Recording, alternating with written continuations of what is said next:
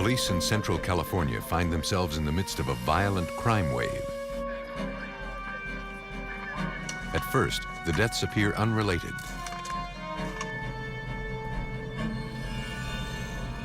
But detectives uncover evidence that points to a single killer.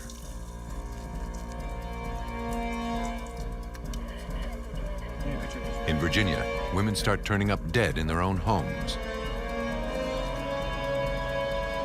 And it appears a sadistic serial killer is to blame. But until police can identify a suspect, they remain powerless to stop him. When there is no obvious connection between victim and killer, solving a murder can be difficult. But forensic experts can play a vital role in exposing the predator who chooses random targets.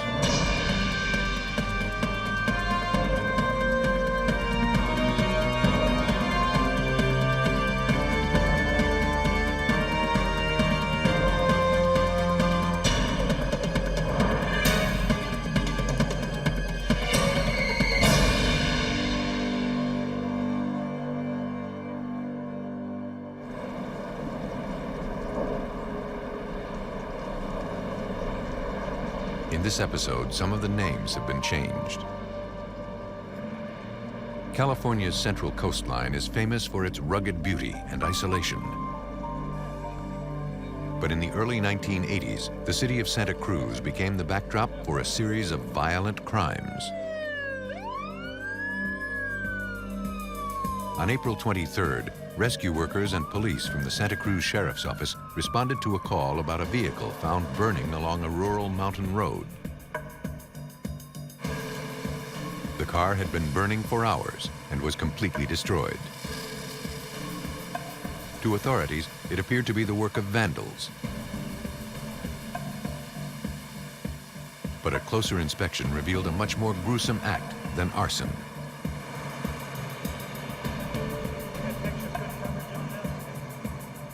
A human body, burnt beyond recognition, lay in the front seat.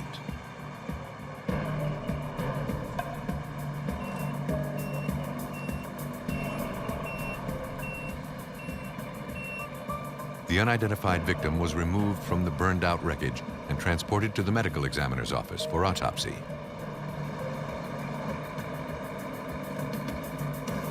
Investigators began searching for clues to explain the fire. But they found none of the telltale signs suggesting that an accident or engine trouble were to blame. A check on the tags revealed the car was registered to 20-year-old Mark Farrell, who listed an address less than a mile from the scene. 1 Frank John Mary.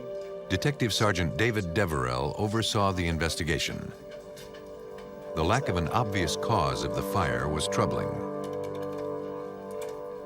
There was no reason for the car to have caught fire. There was no dynamic crash. It's very unusual to have, a body burnt up in a vehicle with no explanation as to how it happens. Police hoped the autopsy would yield more answers. This is Farrell. With Detective Deverell present, forensic pathologist Dr. Richard Mason began his examination by x-raying the victim. After reviewing the results, it was clear this death was no accident. I could see evidence of at least 3, possibly 4 bullet pathways through the chest, entering on the right and exiting on the left. There was also a very probable gunshot wound to the head. The young male victim had been murdered. But the heat of the fire had destroyed any ballistics evidence that may have been left behind.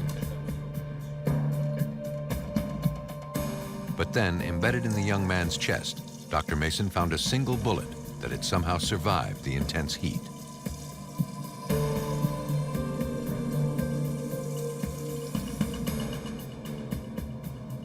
Dr. Mason, a gun enthusiast, analyzed the fragment under a microscope. It was a unique bullet. I'm a longtime handgun rifle shooter, and I recognized it immediately as a 38 Special Wad Cutter. They are heavy, they're very penetrative, and they will drill deeply into a body. Dental records later confirmed that the murder victim was in fact the owner of the burned-out car, 20-year-old Mark Farrell. Now, police had to find out who had killed him and why. Investigators questioned the young man's mother.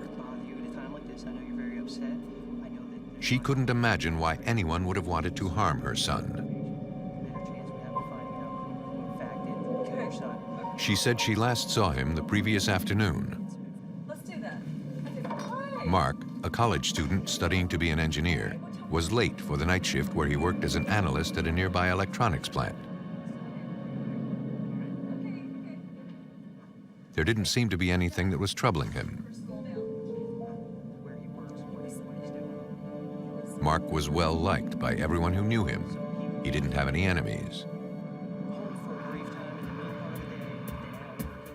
With no obvious suspects, police looked to reconstruct the last hours of Mark Farrell's life.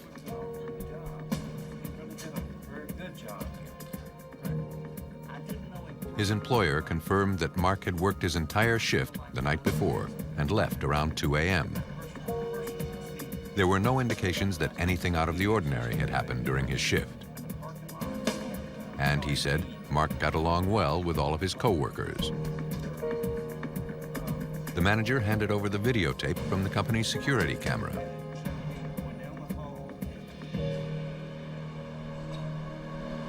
At the Santa Cruz Sheriff's Office, Detective Deverell reviewed the tapes.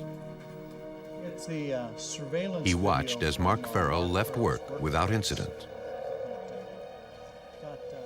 In looking at the tape, there was certainly nothing unusual in it.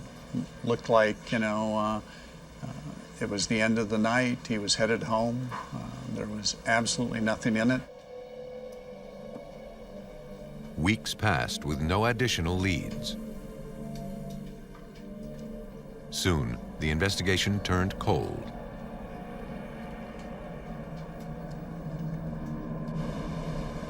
And the caseload for Santa Cruz homicide detectives was about to increase. 2 months after the murder of Mark Farrell, the tranquility of the nearby community of Laguna Beach was shattered.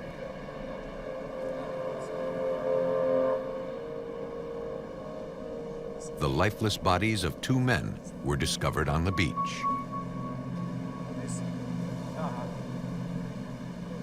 Officers and crime scene technicians were dispatched to the scene. Right. There, they found 2 young Asian men who had both been shot in the back multiple times. Police began processing the scene for clues. In the breast pocket of one of the victims, they found a wallet. All right. See anything else? Or? I don't. That's good. I got the shot. We can put him back down and Okay. we'll check his wallet for ID. Okay. And inside was identification belonging to a man named Check Chin, a resident of San Francisco. You've got some. Police could find no ID on the second victim. Craig, is it okay if I come in from this angle here? Here, and then we'll check him for Right. His wallet was missing. It looks like he's got a set of keys. However, they located a set of car keys. Detectives theorized the double murder was the result of a robbery gone bad. Using the set of keys, police were able to locate the victim's car.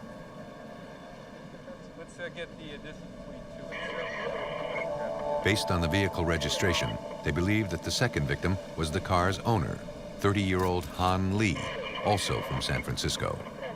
Looks pretty good. So we'll get Dave in here and let him know what we're going to How's it looking there? As police began looking for clues to the killer's identity, they noticed one empty spot in the nearby parking lot. And in the space were fresh tire tracks. Somewhere this guy may have driven, so. Yeah, so we'll catch this guy and... Unsure if the killer had left the marks, crime scene technicians collected the evidence using a plaster cast mold. the nature of the double murder troubled police. It was a really unusual scene for us. We had two bodies up here on the trail. Multiple homicide is certainly something we don't see. It's something that concerned us greatly. The victims' bodies were transported to the coroner's office for autopsy.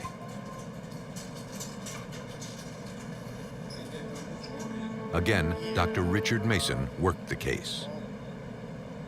Sure. This, when you're done with the overviews, while he's in his position, we'll get the ID shot. He extracted the fatal bullets from the victims' backs. He had seen them before.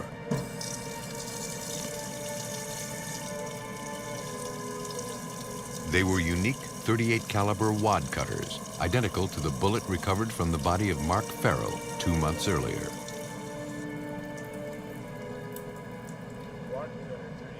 Police now had 3 unsolved murders on their hands, and it appeared the same gun had been used in all of the homicides.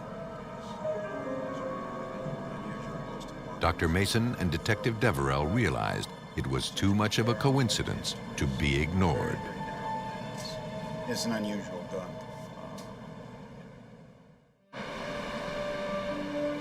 Police in Santa Cruz, California had 3 unsolved homicides on their hands. And the bullets recovered from all of the victims appear to have originated from the same gun. To find out, the bullets were forwarded to ballistics expert Paul Doherty at the San Mateo Police Crime Lab. From the size and diameter, he confirmed that all were .38 caliber wad cutter bullets. Typically, wad cutters are used for target shooting. A wad cutter is a projectile that's designed to punch a hole in paper for target shooting. So you get a nice clean hole so you can measure your accuracy of your score. In other words, in some cases when you get right on the line, you want to make sure you're cut. If you've cut the line, the score goes higher, and that's what this does. It just cuts a nice clean hole. Each gun leaves unique markings on a bullet as it travels through the barrel. When examiners compared the bullet recovered from 20-year-old Mark Farrell to the ones taken from the 2 Asian victims found at Laguna Beach, they found that all shared the same characteristics. And after extensive research, authorities determined that the markings left on the bullets had likely been produced by a rare Great Western single-action revolver. Manufacturer and see if we can't get somewhere with that. Although it becomes a little problematic when you start looking. It was a promising lead, but it was nearly impossible for police to track down everyone who currently owned the handgun. I don't think it's a standard manufacturer. And though it seemed unlikely, Detective Dave Deverell had to consider that the 3 murders were unconnected. You look at it and go, well, maybe the gun got passed from one person to another, and there really is no connection between the cases. That didn't work for any of us. It just didn't make sense that a gun and bullets would somehow transfer from one person to another and be used again in another homicide. To find out if there was a connection, detectives traveled to San Francisco's Chinatown district, where the 2 Laguna Beach victims, Han Lee and Chek Chin, had lived. It's a notoriously insulated community, and investigators realized that getting information would not be easy. A team from the Santa Cruz Sheriff's Office worked the case. Homicide Detective Joe Hennard uncovered a possible lead. We had information that both victims had worked at the Golden Dragon restaurant in Chinatown, where 2 years prior there was a gangland shooting where a number of people were murdered. We were concerned that there could have been gang activity, that these guys were followed down to Santa Cruz and were shot and killed on the way over to the beach. And an interpreter, Mr. Liu. Through an interpreter from the San Francisco Police Department's Asian Gang Task Force, The manager of the restaurant described the two young men as decent, hard-working employees.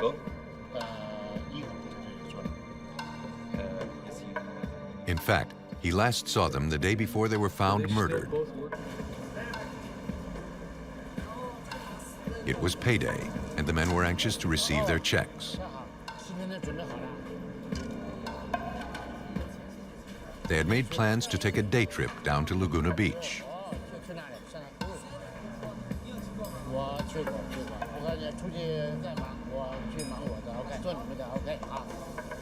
The manager didn't believe the two men were involved in any gang activity. He could think of no one who would have wanted to harm them. Having found no connection between the victims, detectives realized they were powerless to prevent more killings. We got a photo of our... Soon, the investigation into the murders of Mark Farrell, Chek Chin, and Han Lee had hit a dead end. Just need to do a little more work up. The case was very frustrating. We had the bullets linking the murders. We knew what type of gun we were looking for. We had a lot of evidence in the case, but we didn't have even a glimmer of why these three people were killed. But a year and a half later, all of that changed.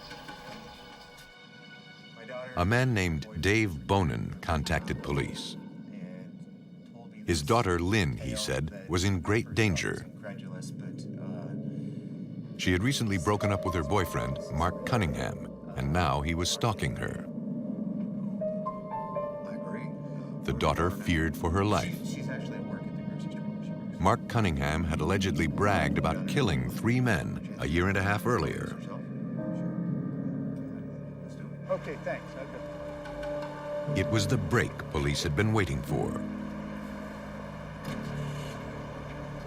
The father took them to speak with Lynn at the grocery store where she worked. His daughter was afraid to speak to police about Cunningham, so he offered to bring her out of the store.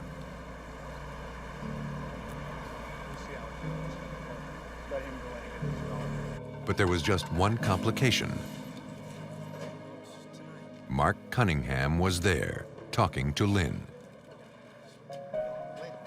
Dave Bonin got his daughter's attention and brought her outside.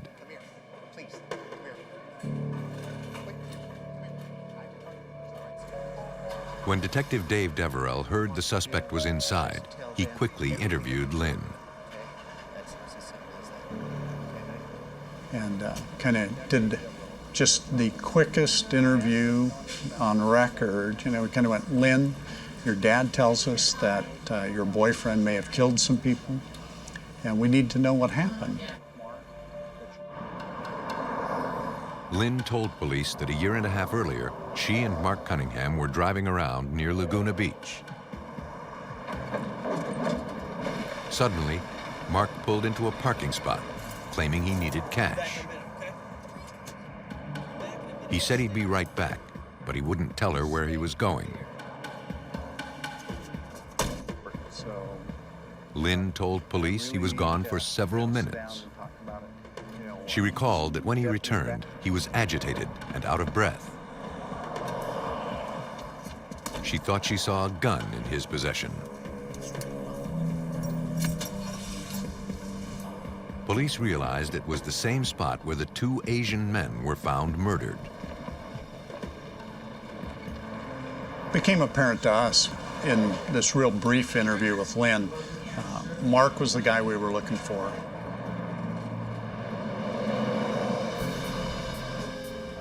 As Lynn finished telling her story, Mark Cunningham exited the store.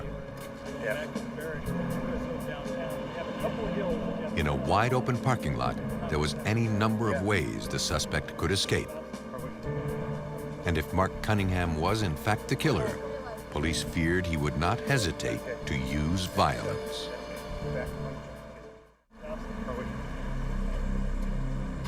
After a year and a half, police in Santa Cruz, California finally had a solid lead in 3 unsolved homicides. Why don't you guys come on over here? Mark Cunningham had allegedly bragged to his ex-girlfriend that he was responsible for the shooting deaths.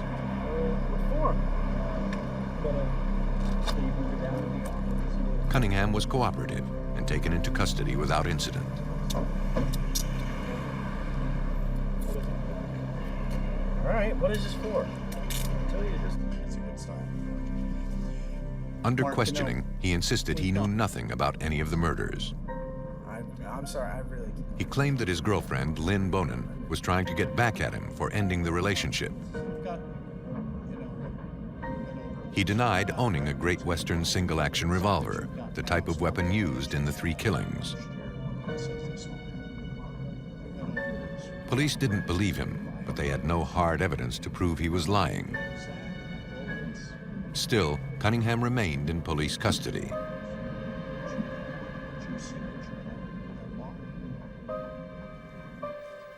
When a few days passed with no additional leads, police turned to his ex-girlfriend for more information. Lynn Bonin had reason to believe that Cunningham had committed the murders. We just threw it over. She said that a few days after the 2 men were found murdered at Laguna Beach, Cunningham admitted to the crimes. What are you going to do about it? Come here. Then, without warning, he pulled out an old revolver and forced Lynn to the ground. He threatened to kill her and her father if she ever said anything to police. A short while later, Cunningham got rid of the revolver.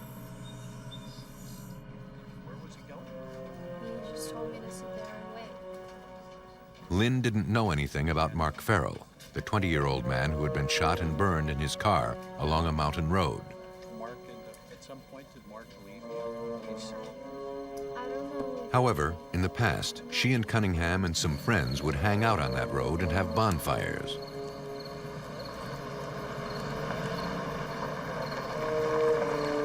Cunningham would often brandish his weapon at passers-by who complained about the illegal fires.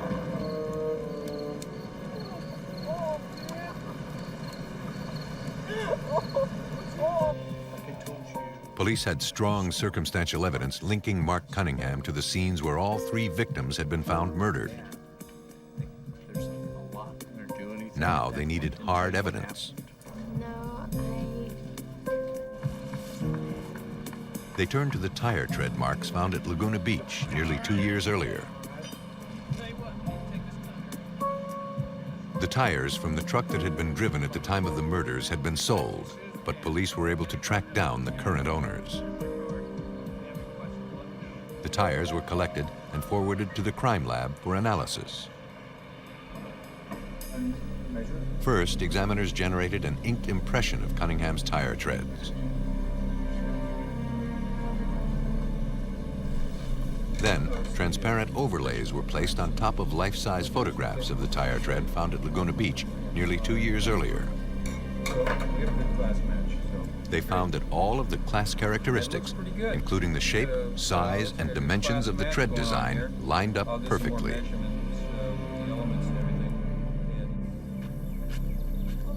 The evidence had placed Mark Cunningham's vehicle at the scene of the double murder. But to tie him to all 3 homicides, they needed to find the murder weapon. Lynn Bonin agreed to help. She brought investigators to the area where she believed the gun had been tossed. It appeared to be a waste of time.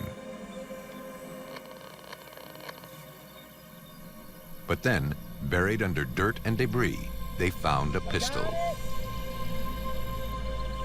It was a rare Great Western single-action revolver. To prove it was the murder weapon, police forwarded the evidence to forensic examiners. Ballistics expert Paul Doherty knew it would not be easy. Rust had severely damaged the weapon. But after days of cleaning the revolver, he was able to get the gun to fire. 3, 2, 1, fire. Firing. Ballistics tests proved that the gun was used in both the Laguna Beach murders and the death of 20-year-old Mark Farrell. Cunningham was subsequently charged with 3 counts of murder. Police theorized that Cunningham had started a small bonfire by the side of the road. Mark Farrell, headed home after a long night of work, saw the flames and stopped to find out what was going on. Without warning, Cunningham pulled his gun and shot the young man several times.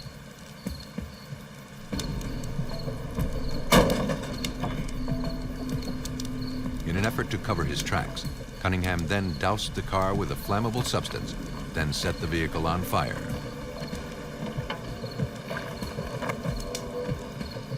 It was a crime of opportunity, one the killer would repeat several weeks later at Laguna Beach.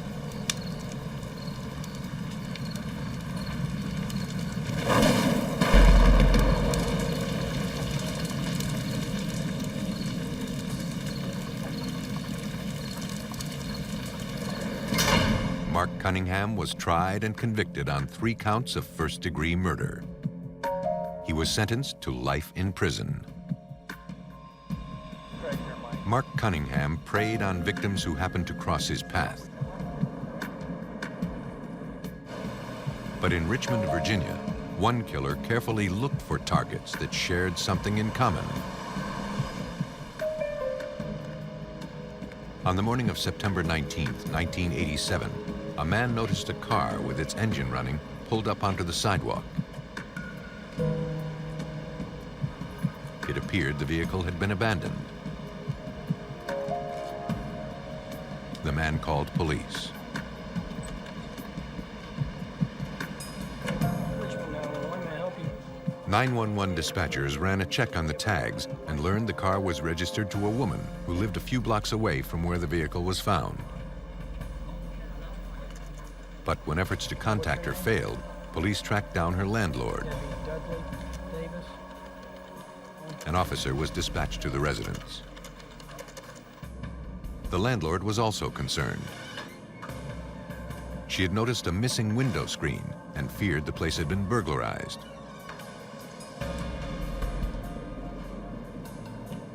Not knowing what to expect, the officer cautiously made his way through the apartment.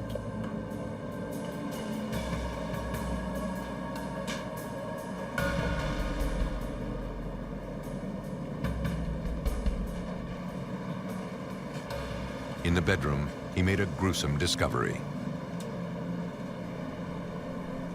A woman lay dead. Dispatch, come back. She had been tied up and strangled.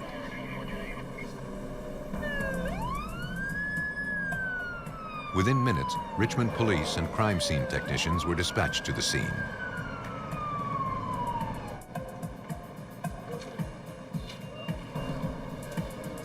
The woman, found fully clothed, was identified as 35-year-old Donna Doyle. Still there, yeah. No items appeared to be missing. Robbery was not the motive behind the murder. Believing the killer had gained access to the residence through the window, technicians scoured the area for prints. But they found nothing. And the victim's car, which had likely been taken by the killer and then abandoned, yielded no additional clues.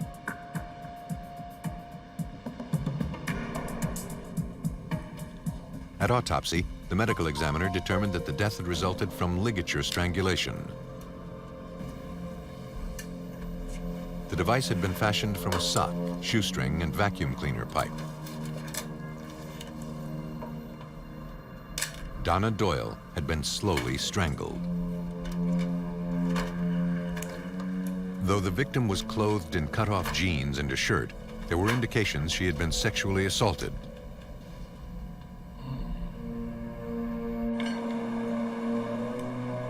Biological evidence of rape and some stray hairs were collected.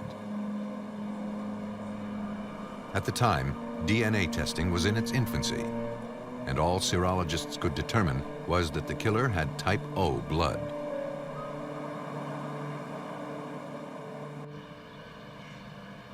Homicide detective Ray Williams was assigned the case. He realized this investigation would not be simple. I worked homicide for 20-some-odd years in the city, and after looking and reviewing the scene, I knew it to be a very unusual homicide.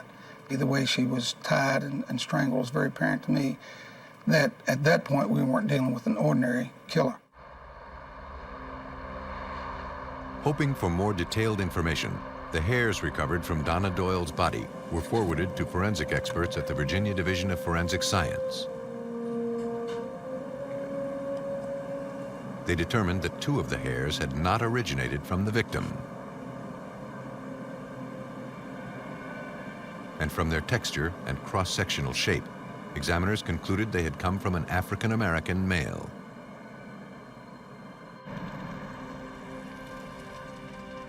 For investigators, it wasn't much to go on.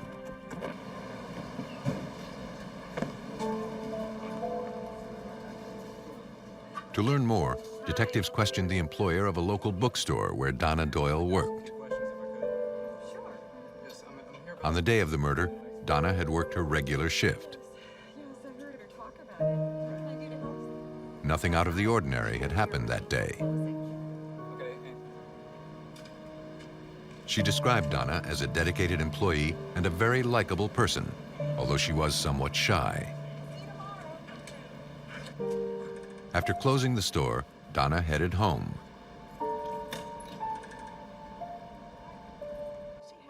Her employer didn't know if she had plans that night.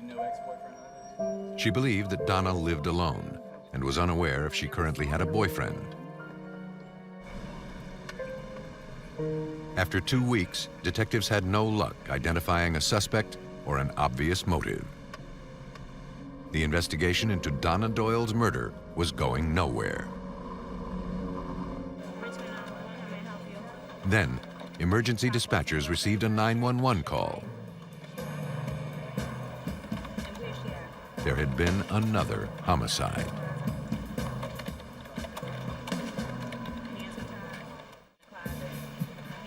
As police in Richmond, Virginia struggled to solve the brutal rape and murder of 35-year-old Donna Doyle, they received word of another homicide. The victim, identified as 32-year-old Dr. Stephanie Harris, was discovered inside the bedroom closet by her husband. Okay. The scene was less than 2 miles from the site of Donna Doyle's murder. Her hands and feet were bound, and a cloth belt was wrapped tightly around her neck. She had been sexually assaulted. For police, the crime scene looked eerily familiar. There were no indications of robbery, and it appeared the killer had entered through a window. But few clues to his identity were found.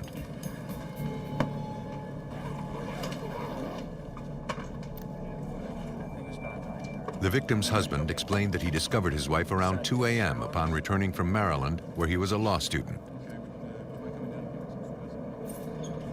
He had no idea who could have done this. He was later cleared as a suspect. Police sensed the 2 murders were connected. To find out, Chief Medical Examiner Marcella Fierro began examining Dr. Stephanie Harris. She found broken blood vessels in the victim's eyes, called petechial hemorrhages. Like the Donna Doyle case, that suggested Stephanie Harrison had been strangled slowly.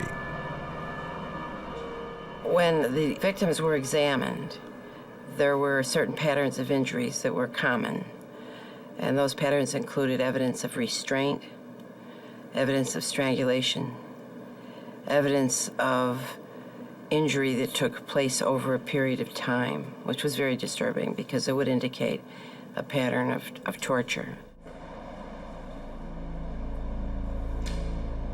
The similarities between the crimes led authorities to believe that the same sadistic killer had committed both murders.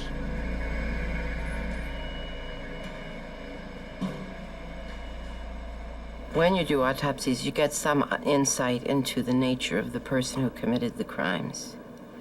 It was apparent from the injuries, from the restraints, and from their physical findings that these were very cruel deaths and that they were committed by somebody who enjoyed doing it. The biological evidence recovered from Stephanie Harrison was sent to forensic serologists. An analysis revealed that those samples and the ones collected from Donna Doyle shared the same blood type. Both were type O. Okay, folks, let's fall in. Richmond police were certain that the same killer, dubbed by the press as the South Side Strangler, had committed both murders. We've got the evening watch. Our target is And having found no obvious connection between the two victims, it appeared he chose his victims randomly. They feared he would strike again. The question now was where and when. Which is known as the River Channel. They got their answer 2 months later. On November 22nd, 1987, police just a few miles outside of Richmond in Chesterfield County were dispatched to the scene of a murder. The victim, 15-year-old Dawn Chang, had been viciously raped and strangled in her bedroom.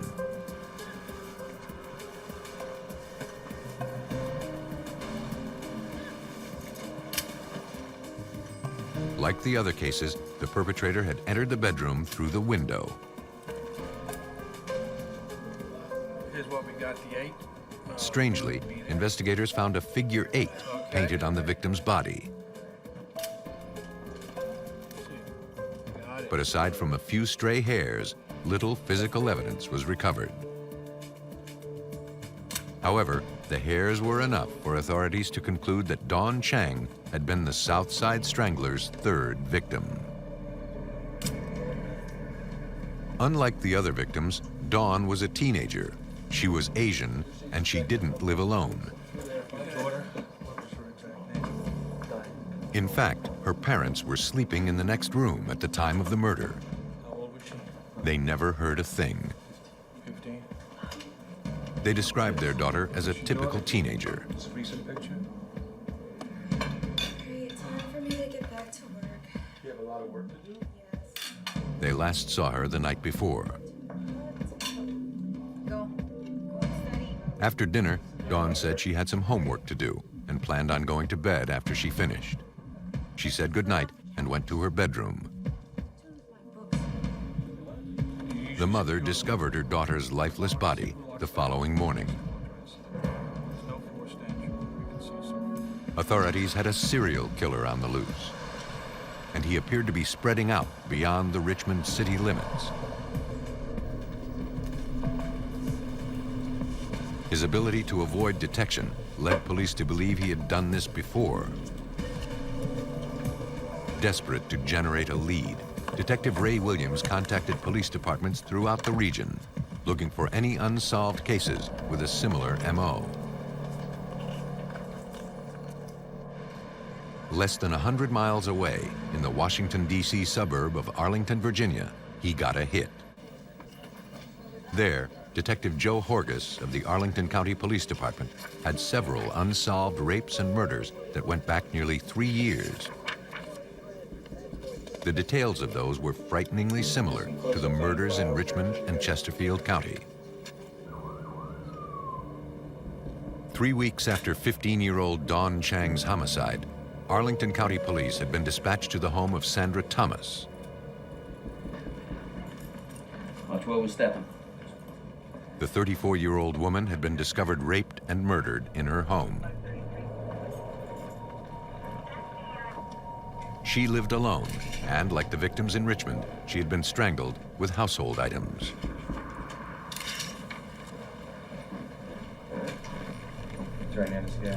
From hairs and biological evidence recovered from the scene, police determined that Sandra Thomas's killer was an African-American male with type O blood.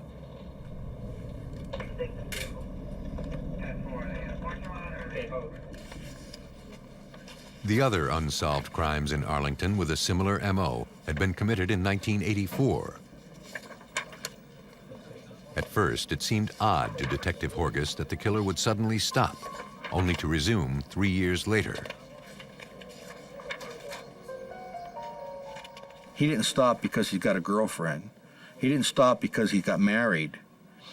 He stopped because he either relocated, he's dead, and he's not dead if he's doing the other ones, or he's in prison. Detective Horgus reviewed recent parole and probation records, looking for African-American males who were arrested in Arlington in 1984. Then he found something.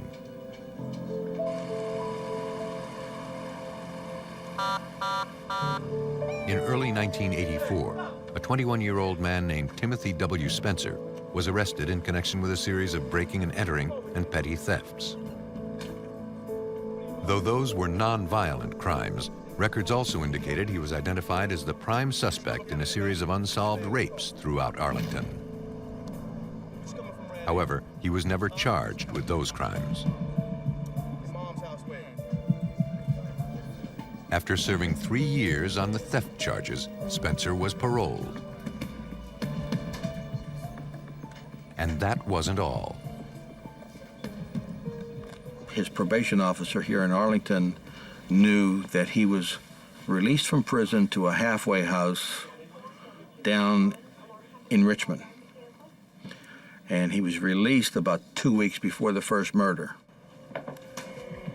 If Detective Horgus was right, Timothy Spencer was now the prime suspect in at least 4 murders throughout Virginia. But unless investigators could physically link him to the crimes, he would remain free to kill again. Police in Arlington, Virginia have finally identified a suspect in a series of unsolved rapes and murders that spanned a 3-year period.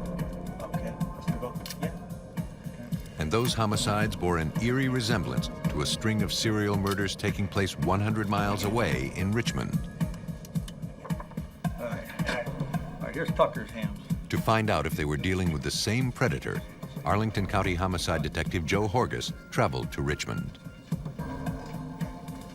There, he teamed up with Detective Ray Williams. After comparing the details of all the homicides, there could be little doubt that the same killer had committed all of the crimes. The detectives learned that their prime suspect, Timothy Spencer, had been recently paroled and was currently living in a halfway house in Richmond.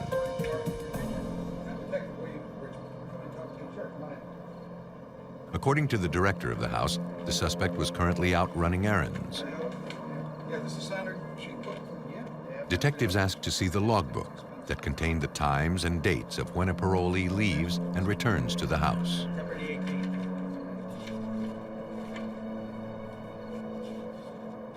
According to the records, Timothy Spencer had signed himself out on September 18th, October 2nd, and November 21st. Dates that corresponded to the murders in Richmond and Chesterfield County. He had also signed out on November 25th to spend Thanksgiving weekend with his mother in Arlington. Arlington County Detective Joe Horgus realized that Timothy Spencer's mother lived just a few blocks from where the latest victim, Sandra Thomas, had been murdered that same weekend. What are the odds that 100 miles away, our lady up here that's murdered, M.O. fits identical to theirs down there, and where's Timothy Spencer? He's up here at the same time. Too many coincidences just don't add up. What it adds up to is logic. This is our man.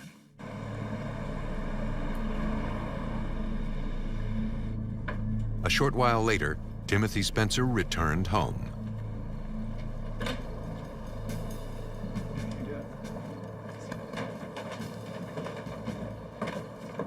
And police were there waiting. The suspected serial killer was taken into custody on suspicion of murder.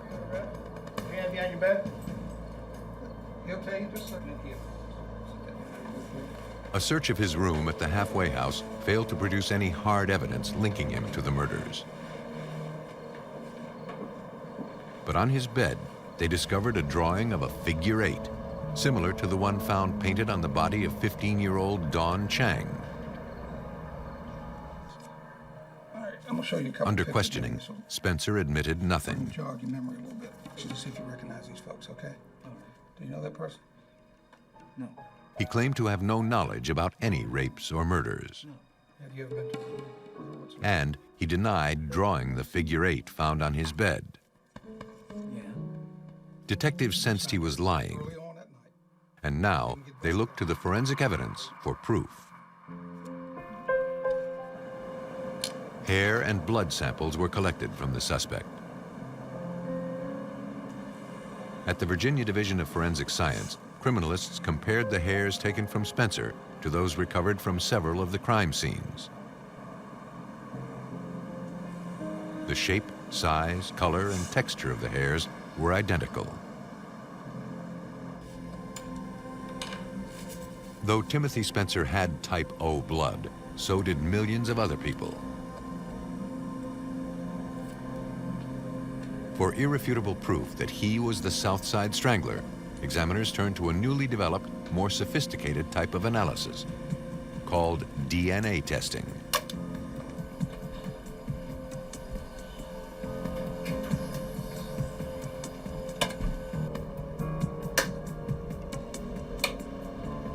The testing revealed that the genetic profile of the suspect was identical to the ones generated from the biological evidence left behind at 4 murder scenes. The chances that the killer was someone other than Timothy Spencer were nearly 900 million to 1. He was charged with 4 counts of murder.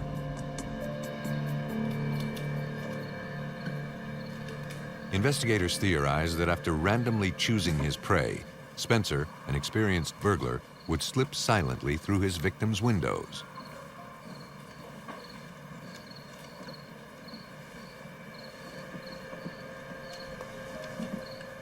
Once inside, he raped and strangled them.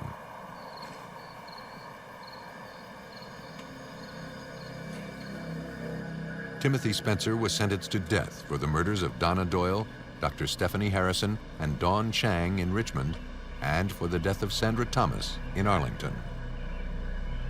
He was the first person in the United States to be executed on the basis of DNA fingerprinting. For Richmond homicide detective Ray Williams, the new forensic technology could not have come along at a better time. Were it not for DNA evidence, Timothy Spencer would have never been convicted. See, when you put a case before a jury, the jury has to see, touch, feel, and hear. We didn't have a whole lot of things for them to see, touch, feel, and hear, other than DNA. And that DNA spoke for itself. Some killers require no motive at all to commit their crimes. And for homicide detectives, identifying a suspect can be a challenge.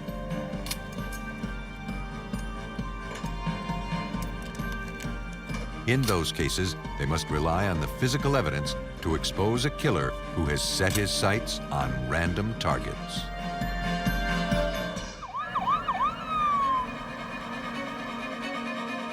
In suburban New York, a young mother is brutally murdered in her kitchen. Police race to identify her killer, but fragmentary clues left at the scene are all that remain.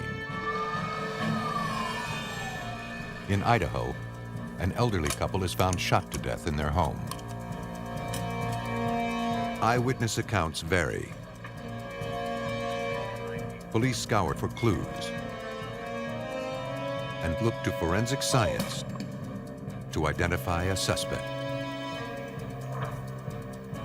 When killers are bent on revenge, nothing will stop them. But forensic examiners can find the hidden messages in the clues they leave behind and bring justice to those killed at close range.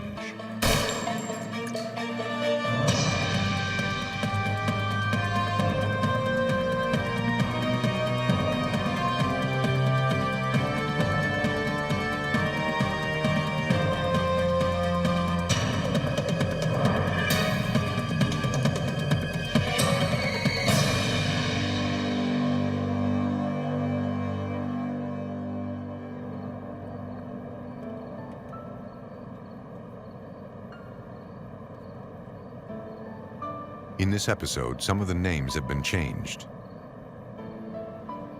The suburbs of New York City are more accustomed to a peaceful way of life, generally untouched by violent crime. In January of 1997, that would change. Elementary Police 911 emergency. Can I help you? Please, no. Okay, all right, sir. All right. 1625 Pelham Drive. Pelham Manor and Westchester County Police received an urgent 911 call. Manor units, 1625 Pelham Drive. Jim Martin reported that he found his wife Kathleen in a pool of blood on the kitchen floor.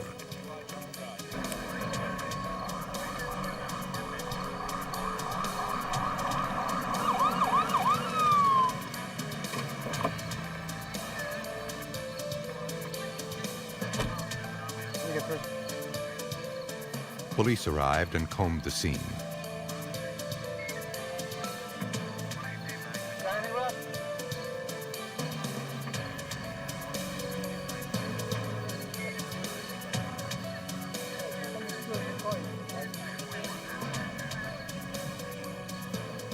They learned that the 32-year-old woman had been shot in the face and stabbed.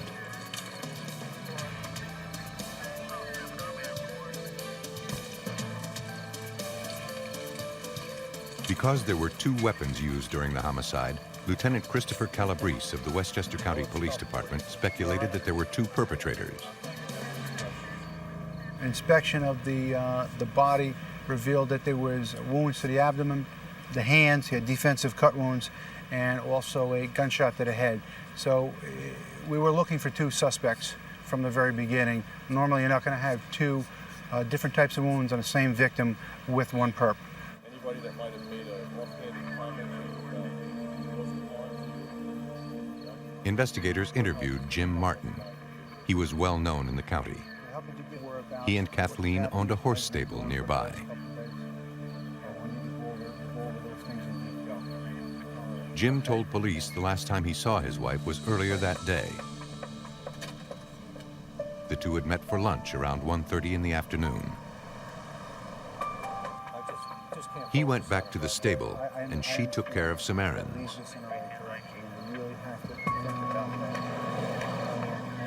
Anything at all, and every little detail. Jim was cooperative and agreed to go to the police department later for questioning. The body was sent to the medical examiner for autopsy. Police discovered bloody footprints on the kitchen floor.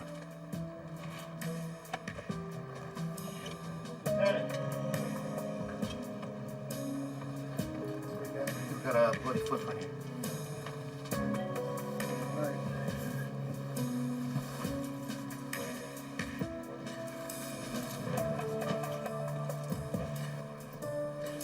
They photographed and lifted the prints, hoping that once suspects were identified, they could match them to their shoes.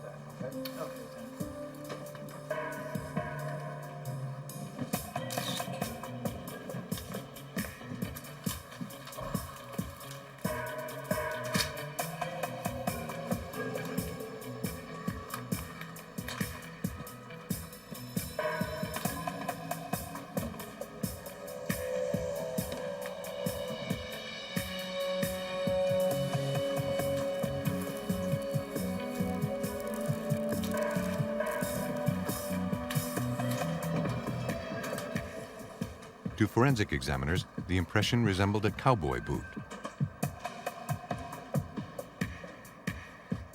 On the outside of a pantry door, investigators found a bullet hole. It had been partially hidden by a Christmas card. Lieutenant? The bullet went through the cabinet door and landed on the shelf inside.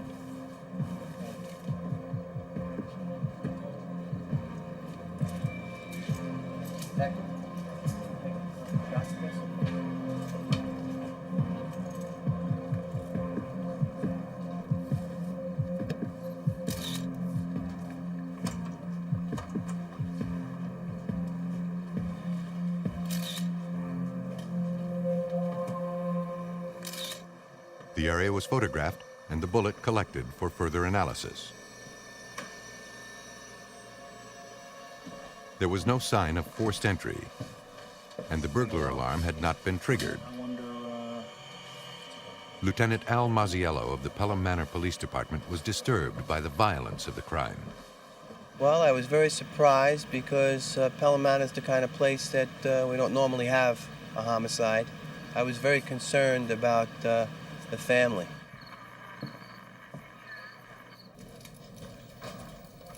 At the police station, Lieutenant Calabrese started by narrowing down the suspects. Jim Martin was first on his list. Jim was obviously the closest relationship to Kathleen Martin, her husband. He was the one who discovered the body. And in many cases, when there's a wife that is killed, we need to eliminate the husband as a suspect. Martin consented to taking a voice stress exam. Is your name Jim Martin? The test is similar to a lie detector. It was not admissible in court. Police use it as a tool to eliminate potential suspects. Lieutenant Robert Giordano administered the exam. Is that wall white? The science behind this particular instrument is that it measures a difference in your vocal response. There's a pattern that is printed that is in all our vocal cords, and as stress increases, there's a change in that pattern.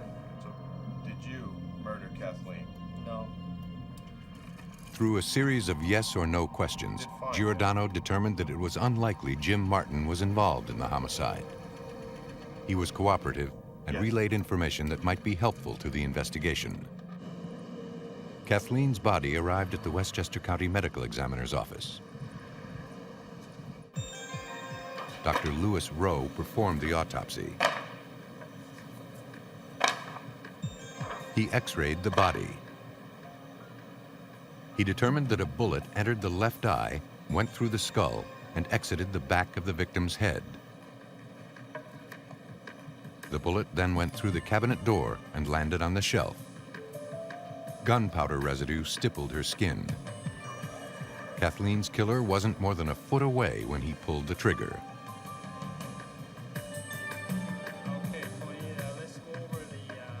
As Rowe examined the body, he found a stab wound to the abdomen and what appeared to be defensive wounds on her hands.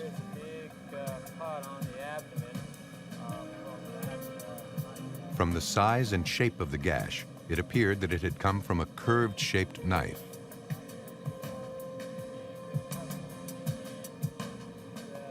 He found a 9mm shell casing tangled in her sweater. It was another indication of just how close the shooter stood to his victim. The victim's clothing was sent to forensic expert Ted Schwartz.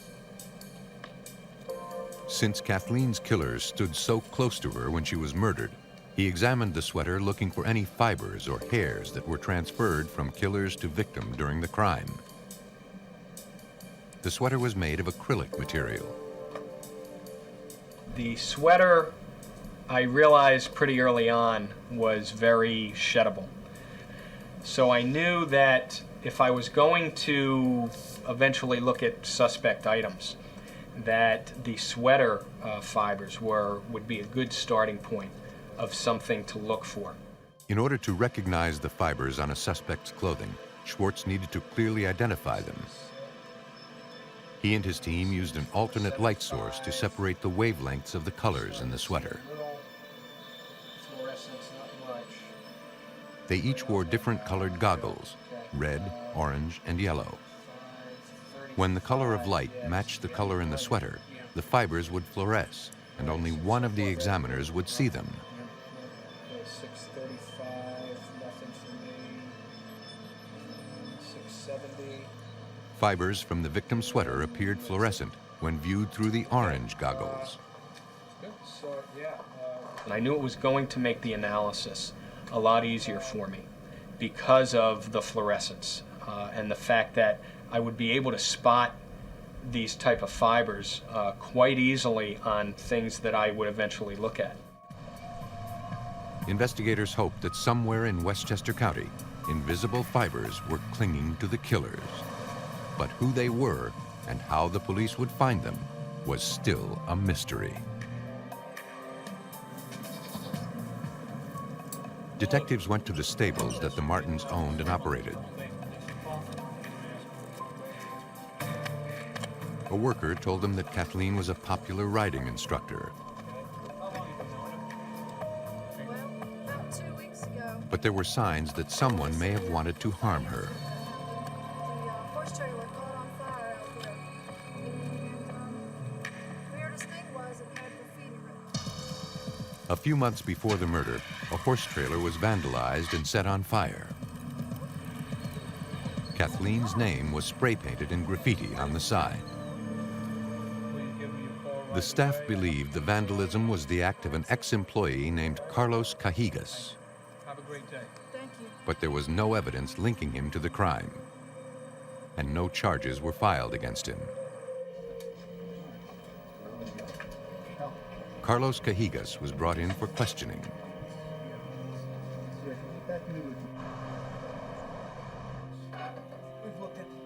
Cajigas appeared cooperative. Kathleen, he said, was like a mother to him. You need to know.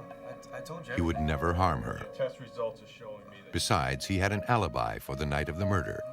He was at a friend's house cleaning carpets. Can't call him. There's no phone. He described in great detail how they cleaned the rugs and then hung them out to dry. The one thing that struck me initially was he was extremely cooperative, to the point where his cooperation became a question for us. And initially, when you talk to somebody or interview somebody, people fall into two categories: people who are going to relay information to you, and people that are trying to convince you of information. And he fell into the category of trying to convince me. is today Tuesday. Yes. He agreed to take a voice stress exam, as Jim Martin had days earlier. No. Again, Lieutenant Giordano administered the test. Do you know who murdered Kathleen? No.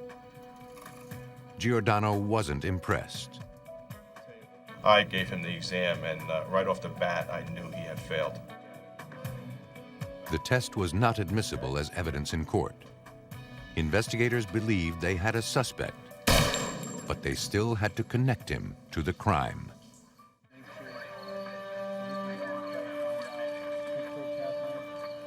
Authorities in suburban New York had identified one of two suspects in the murder of Kathleen Martin.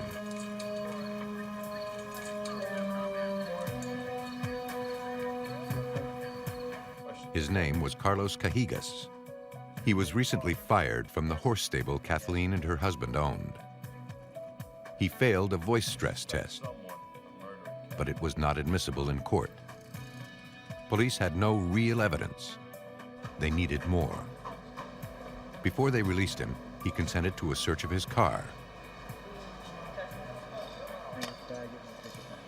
Police collected several articles of clothing and vacuumed the interior for any loose hairs or fibers.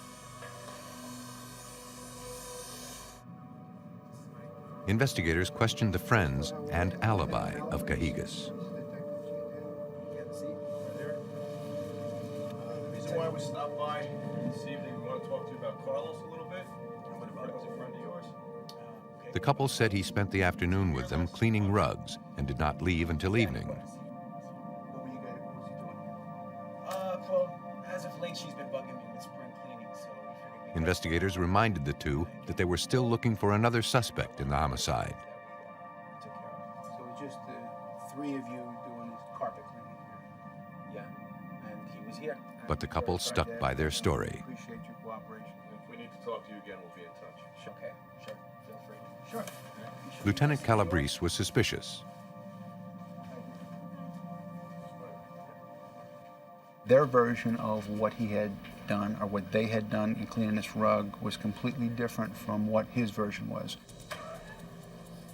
Lieutenant Calabrese was certain he had identified one of the suspects.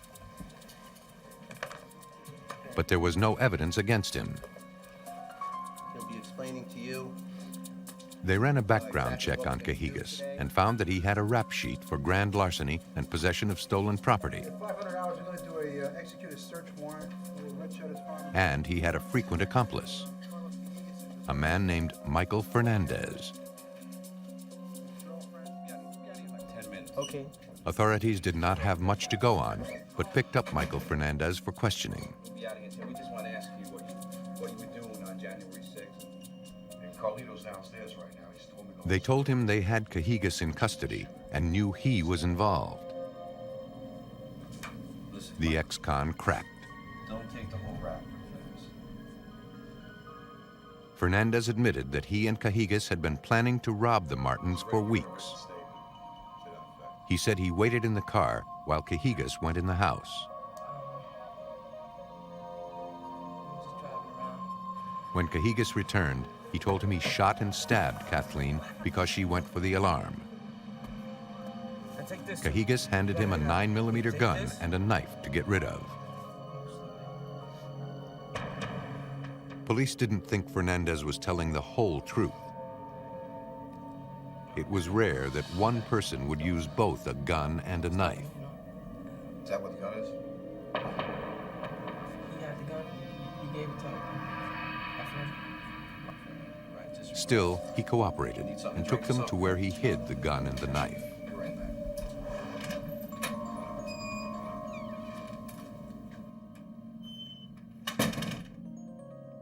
Police retrieved a curved knife. It was consistent with the weapon used to stab Kathleen. There were no identifiable prints or blood on it.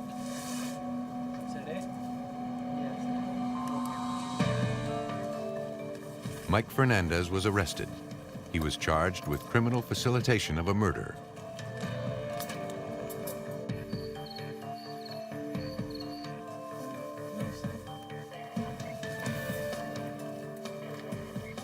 Police also recovered the gun from the home of one of his friends.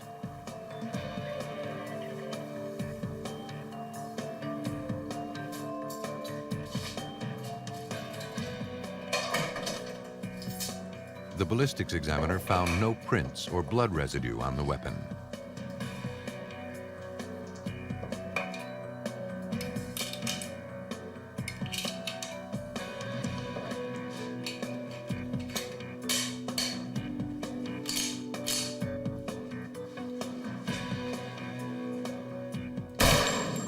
The handgun was fired into a water tank, and a bullet was collected to compare with the bullet found in the pantry at the Martins' house.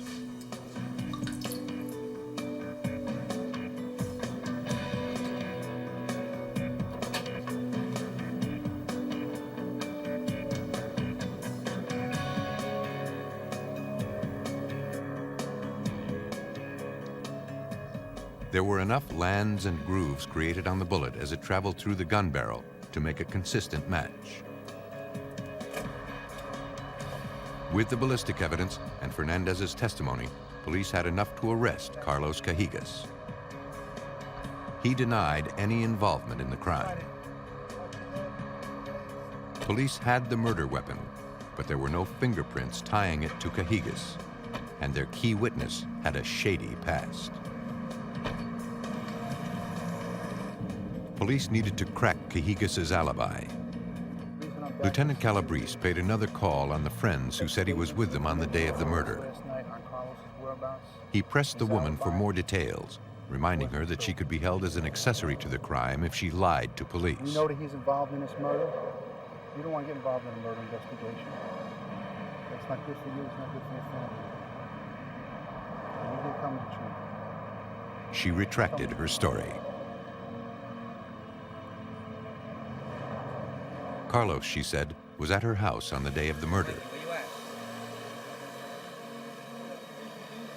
But then he got a page and left to pick up a guy named Mikey. All right, later. That was around 2:40 p.m. She said he returned a few hours later, carrying a backpack. You have it here now? A few days later, she overheard Cahigas telling her boyfriend that he shot some woman. She still had the backpack and turned it over to police.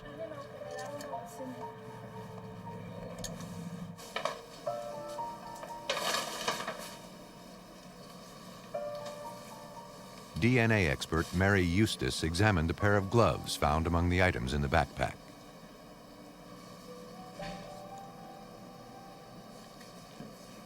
She discovered several dark stains that looked like blood. They tested positive for human blood. The sample was sent for DNA testing, but the results would take time. Police hoped that Ted Schwartz could shed some light on the evidence. All of the items, including the gloves and the vacuum sweepings from Cahigas's car, were sent to him for analysis. If the gloves had been in contact with Kathleen's sweater, fibers from the sweater likely transferred onto the gloves. Strands from the gloves were exposed to the alternate light source. He knew the specific wavelength of fluorescent light that would make the fibers of Kathleen's sweater glow. They lit up like a neon sign.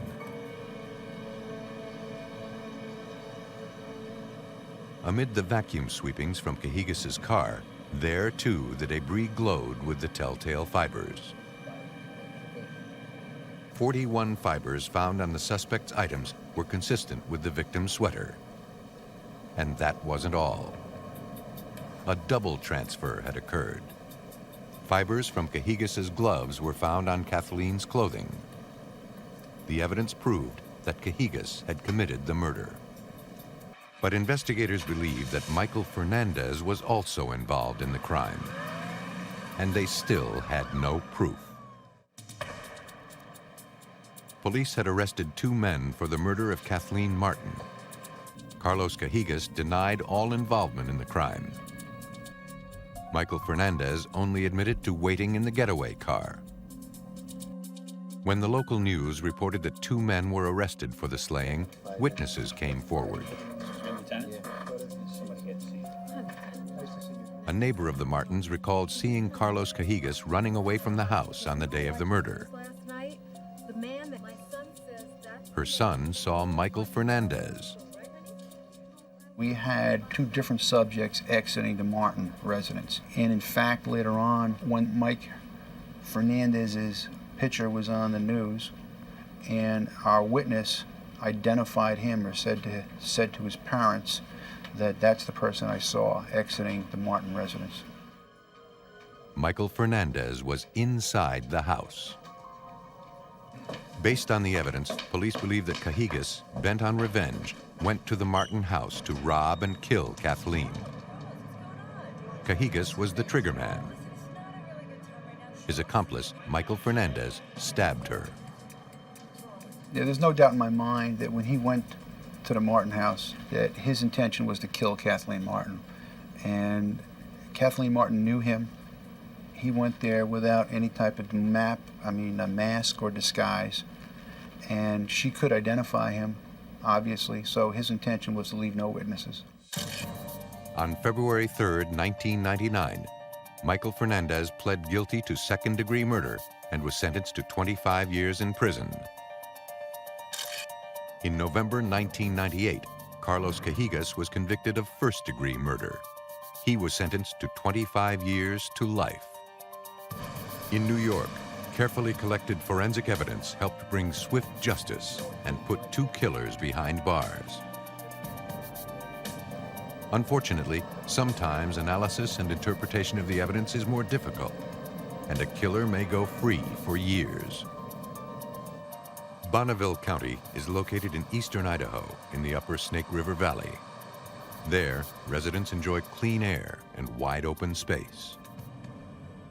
In early March 1992, Leo Downard, a retired plant worker, and his wife Mary went about their daily lives.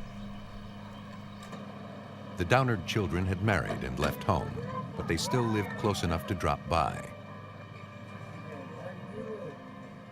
Leo and Mary loved nothing more than spending time with their grandchildren.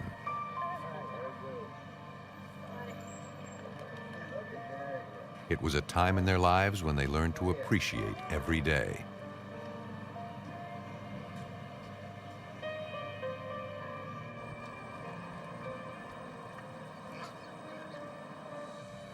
On March 24th, neighbors of Leo and Mary were concerned when they found several days' worth of newspapers on the couple's lawn and the front door slightly ajar.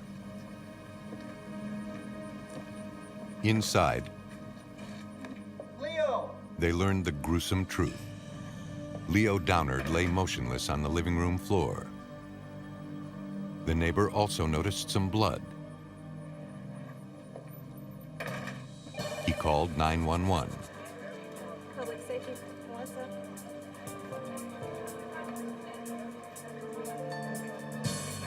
Investigators from the Bonneville County Sheriff's Office responded to the scene.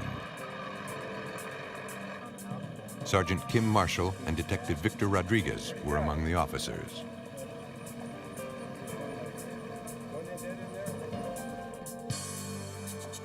Leo Downard was dead on the floor in the living room. He was in his pajamas. It appeared he had suffered multiple gunshot wounds to his head and chest. Just in case he's over there.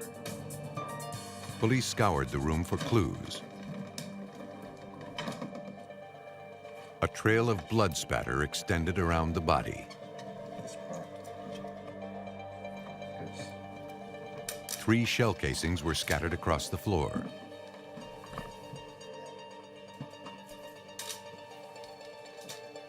The casings were photographed and collected. Upstairs, Mary Downard's lifeless body lay on the bed.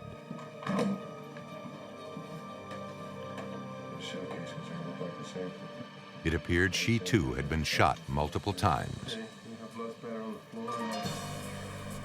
There were no signs of forced entry. The intruder had not left any fingerprints. Sergeant Marshall had a theory. When we arrived at the residence, we found Mr. Downard was downstairs. He was next to a couch. Up the stairs and in the master bedroom, we located Mrs. Downard.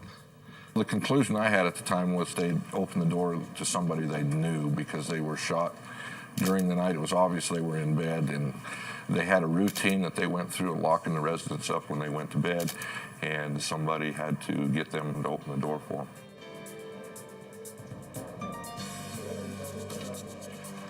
Detective Victor Rodriguez looked for any clues. I turned the flashlight on and put it on the ground, and I showed the beam of light across the floor. Next to the door, he found a tennis shoe print in the dust. We didn't know whose it was. We thought maybe it might have been one of the paramedics. So immediately before the paramedics left, we looked at their shoes and found it's not the same shoe print. That was our suspect. We need to take a picture of that. The prints were photographed for a more detailed examination. Here's one. Rodriguez collected 3 shell casings from the bed. Another casing. About the same caliber.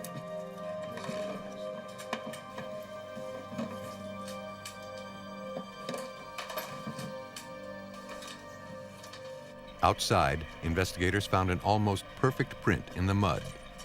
It appeared to be the same type of print found in the bedroom.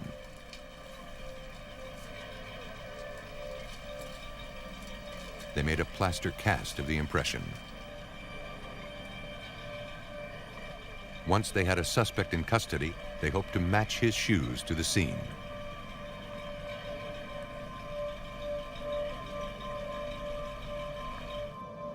The medical examiner performed the autopsies. He confirmed that Leo and Mary Downard were each shot 3 times. Several bullet fragments were collected from Leo's skull and upper chest.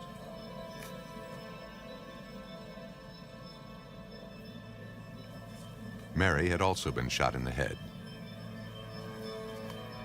The last shot surprised the medical examiner.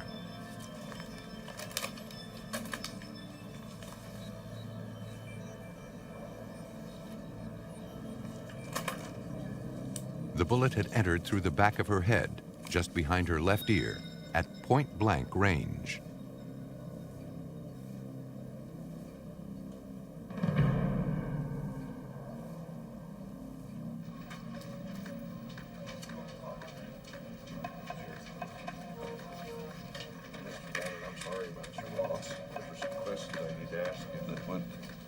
Sergeant Marshall questioned the Downard's children to see if they might know of someone who held a grudge against their parents. We have been Their son said he couldn't think of anyone who would do this. They're real good Mormons. The two were beloved in the community and were devout churchgoers. Was there any neighbors that they were having? To Sergeant Marshall, they were brutal, senseless slayings.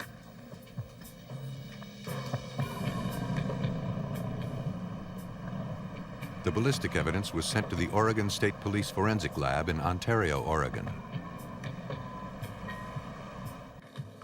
Lieutenant Rocky Mink examined the evidence.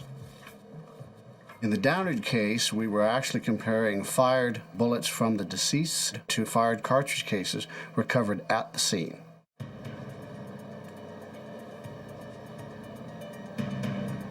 He determined that the bullets and casings had come from a .22 caliber firearm.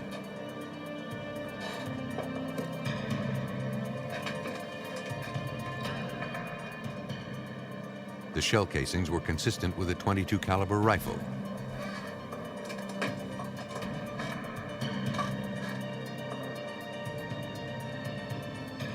He reported his findings to the Bonneville County Sheriff's Office.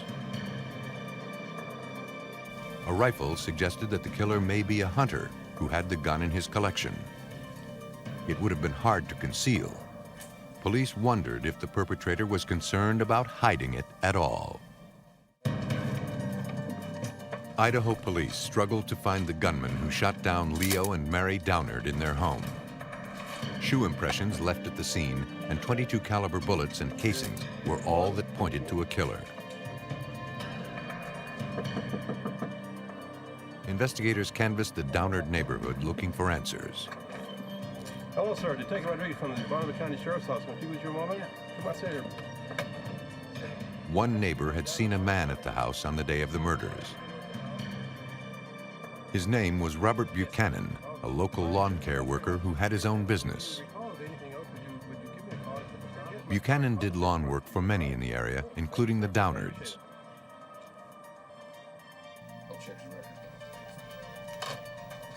Sergeant Kim Marshall ran a background check on Buchanan to see if he had a record.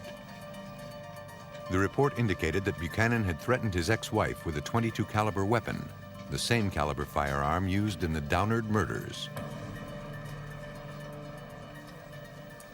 He quickly became Sergeant Kim Marshall's prime suspect.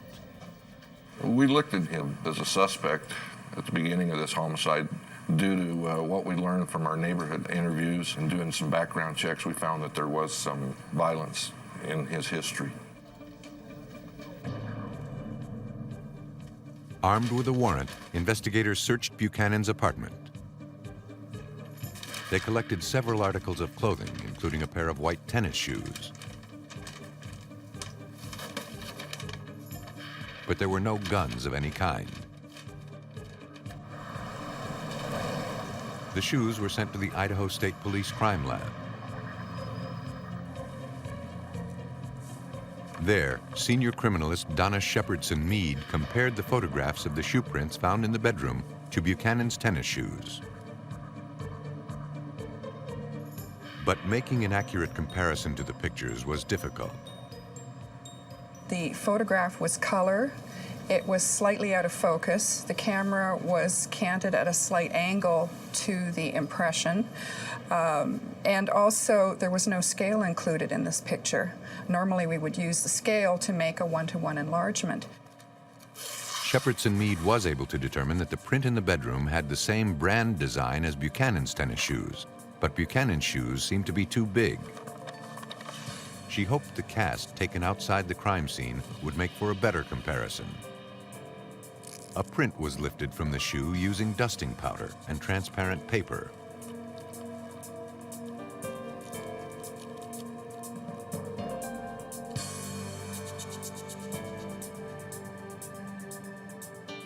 Shepherdson Mead overlaid the print on the cast taken outside the residence. Again, the design matched, but the shoes seemed to be larger than the ones at the scene. It wasn't what investigators hoped, but they still believed Robert Buchanan was their killer. Police widened their search. Witness testimony had revealed that Buchanan's father had a gun collection.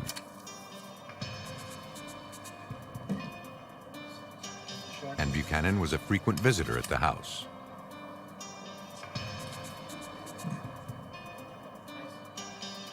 You do have a 22 over here. His father owned several rifles, including a 22. Why don't you come on over and help the box? Permission was granted to take the firearm.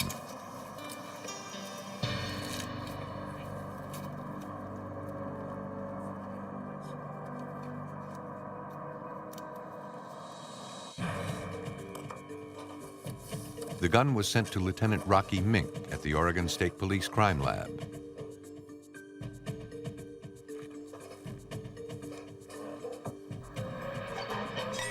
To determine if the bullet casings recovered from the crime scene and the bullet fragments collected at autopsy had come from this rifle, Mink had to fire off a few rounds.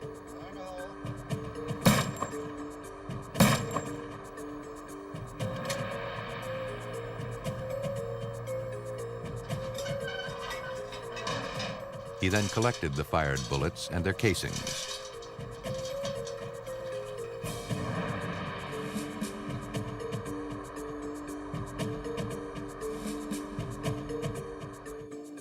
He examined the bullets through a comparison microscope.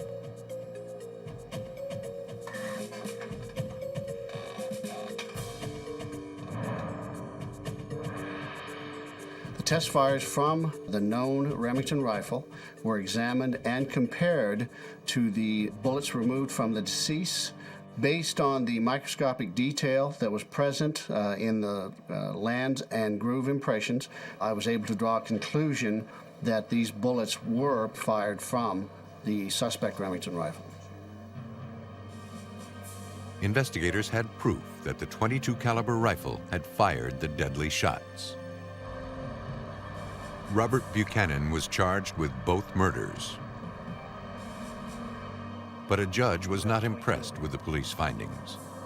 The gun had not been found in Buchanan's possession, and the match of his sneakers to footprints found at the scene was inconclusive.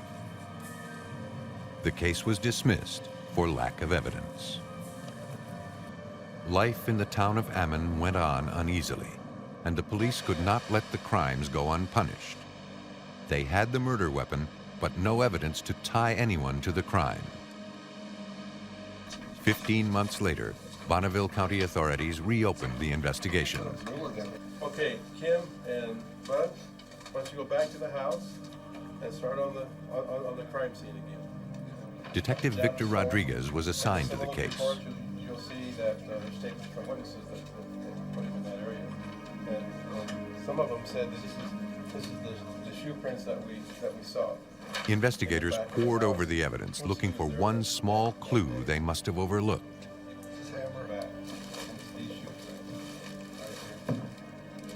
Rodriguez knew it wouldn't be easy.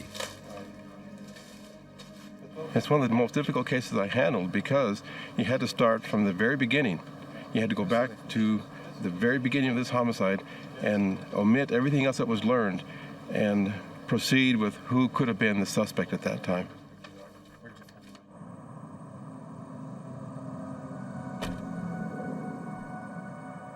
Investigators re-interviewed the Downards' neighbors and friends.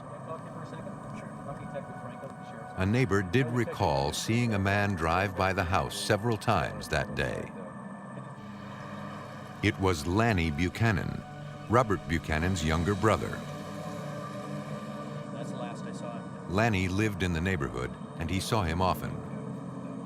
Detective Rodriguez realized that Lanny had access to the .22 caliber rifle. Okay, thank you.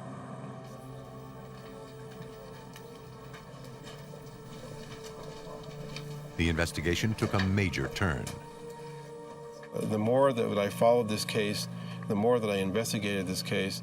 When I focused on Lanny, halfway through the investigation, everything opened up like a puzzle, and Lanny put the pieces in that puzzle. And the more they learned about him, the more suspicious they became. Many people described him as a slow learner with a violent temper. There was more. When word got out that Lanny was now a suspect in the murders, police received some unusual information. All the women that we spoke to, all the friends that we talked to, all the men that we talked to, all said that Lanny would visit older ladies continually. Now, to me, that was a red flag. One woman said that shortly before the murders, Lanny came over to her house upset and agitated. When she asked him what was wrong, he said that he had given Mary Downard a hug and that Mary had told him not to come over anymore. Lanny was very upset.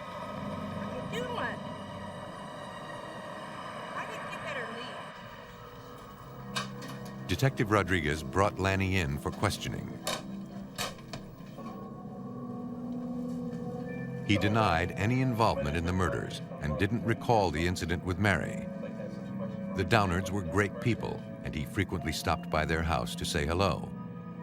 When asked if he used his father's gun, he said he did, to go hunting on occasion. On the night of the murders, Lanny said he was at a friend's house watching a basketball game. He was released. Did you tell me if did you kill the Downards? Rodriguez contacted Lanny's friend to confirm his alibi. Lanny was there that night, but he left abruptly, saying he was going hunting. Police obtained a search warrant to search Lanny's house.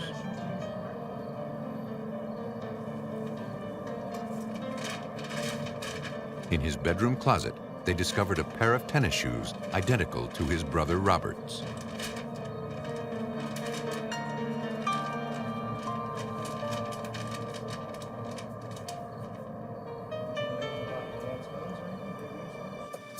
They sent Lanny's shoes to forensic expert Donna Shepherdson Mead. She compared them with the cast taken outside the Downard residence. The tread, the general wear pattern at the ball of the foot, and the heel were consistent with Lanny's shoe.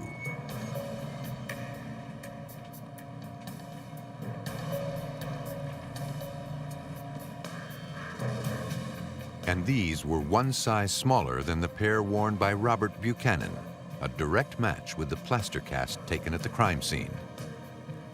I eliminated the larger pair of shoes, the size 9.5. I could not eliminate the size 8.5 pair of shoes. The plaster shoe print placed Lanny Buchanan outside the Downard home.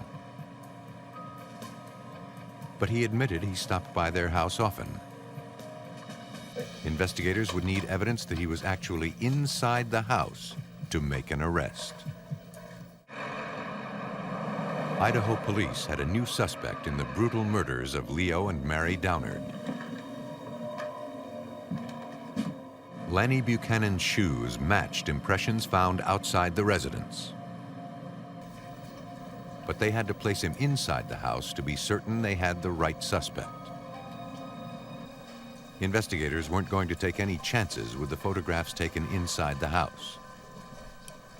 They sent the crime scene photos to L. Eric Greenwade, a leading mathematician at the Idaho National Engineering Lab. First, Greenwade scanned the images into his computer. He corrected the pictures taken in the bedroom so he could accurately compare them to Lanny and Robert's shoes. There were several problems with the photographs that were originally received. The first of which were the angle from which the photographs were taken, which was not directly above the footprint. Secondly, there was no objects directly related to measurement within the photographs, so that accurate measurements were difficult to take. He needed to see the print head-on. Next, he used a special software program that created a mathematical reference and measured the grain in the wood floor.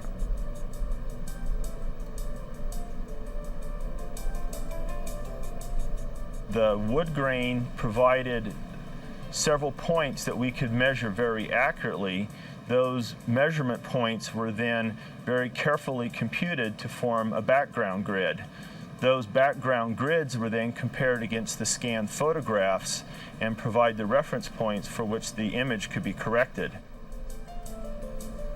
A computer then converted measurements into mathematical equations that that corrected the problems created by the poorly taken photograph.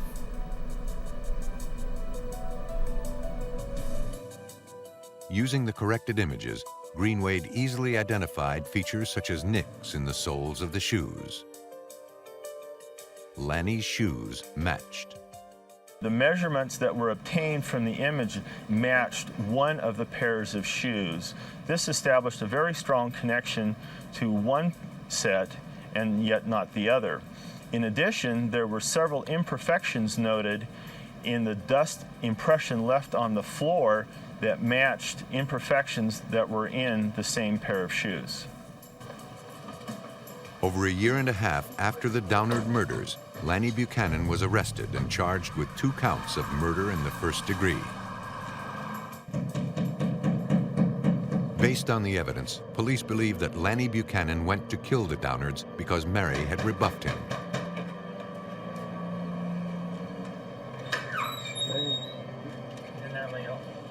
He forced his way in, carrying a .22 caliber rifle. Leo had nowhere to run. Mary was upstairs, stirred awake by the gunshots. But she never got the chance to get out of bed.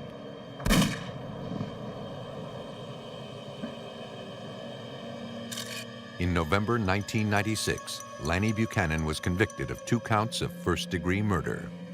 He was sentenced to 2 concurrent life sentences without parole.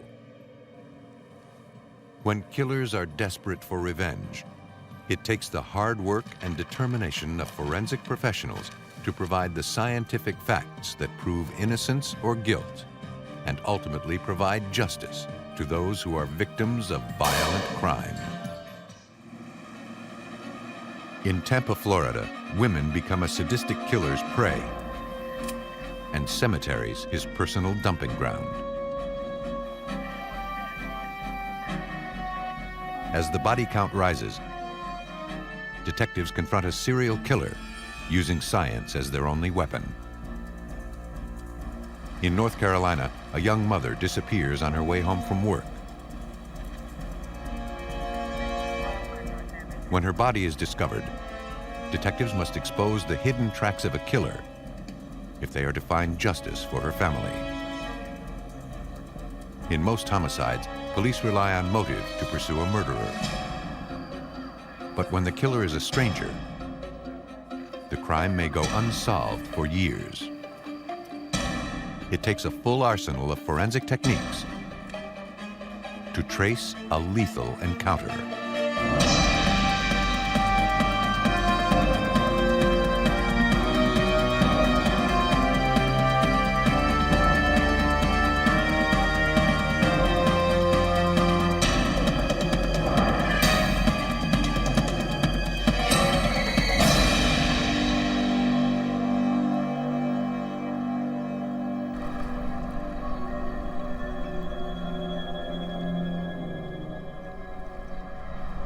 In this episode, some of the names have been changed. Tampa, Florida, October 10th, 1986.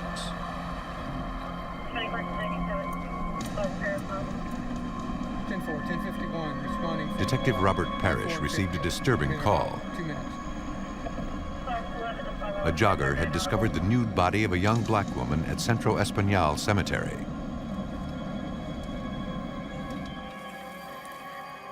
Crime scene investigators were dispatched to the scene.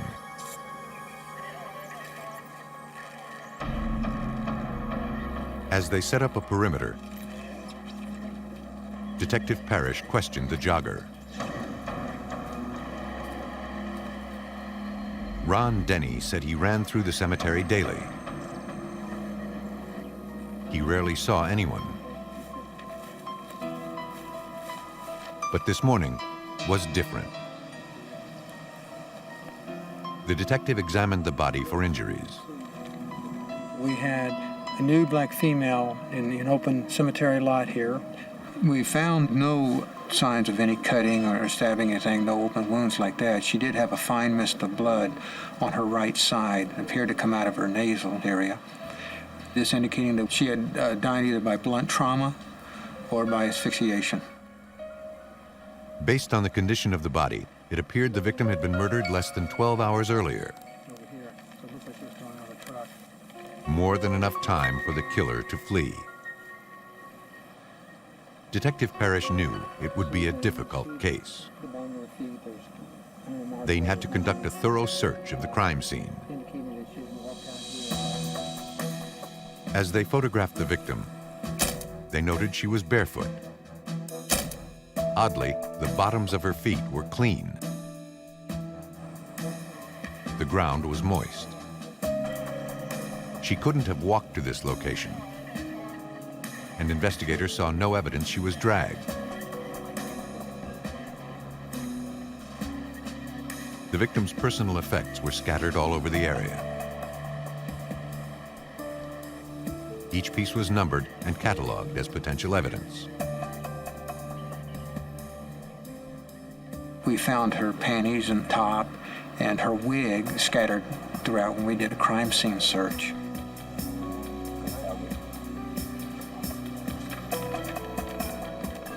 The forensics team recovered a pair of women's shoes.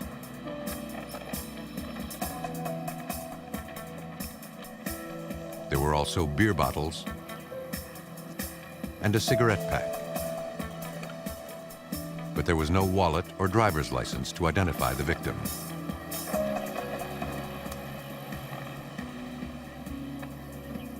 Not far from the body, investigators found fresh tire tracks. Detective Parrish surmised the victim had been killed elsewhere and dumped in the cemetery.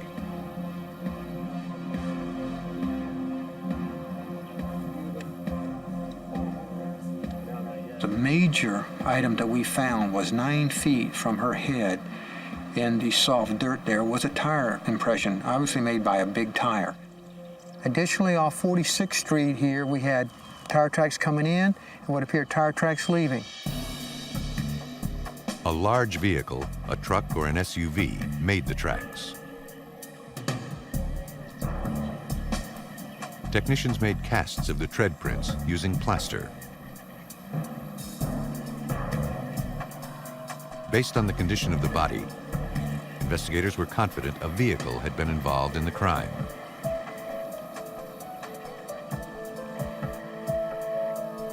The plaster would set in minutes,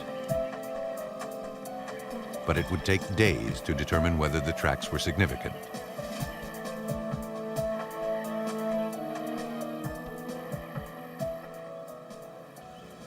After processing the crime scene, officers canvassed the neighborhood,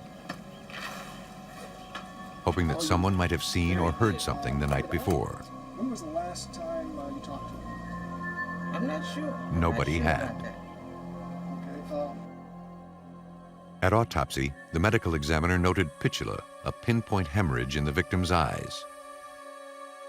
This, as well as linear abrasions on the collarbone and throat area, indicated that the victim had died from asphyxiation.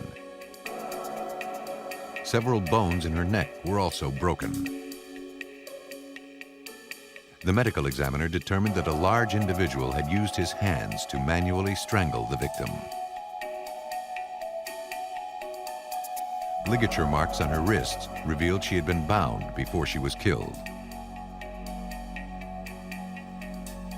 Based on the degree of rigor mortis and the amount of insect activity, the medical examiner concluded that she'd been killed less than 12 hours earlier.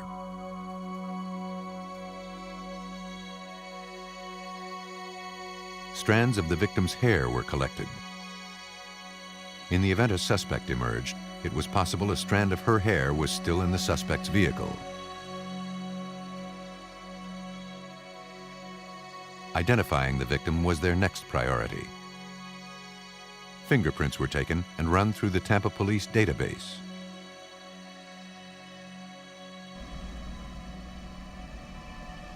Within hours, Detective Parrish had a match.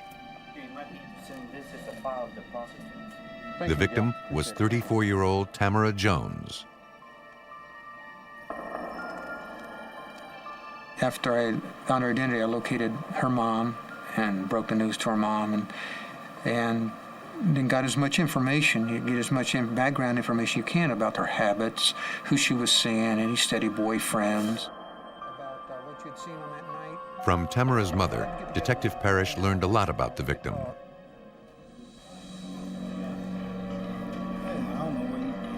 She had been an outgoing girl, full of promise, until the lure of crack cocaine reduced her to a life of painful addiction.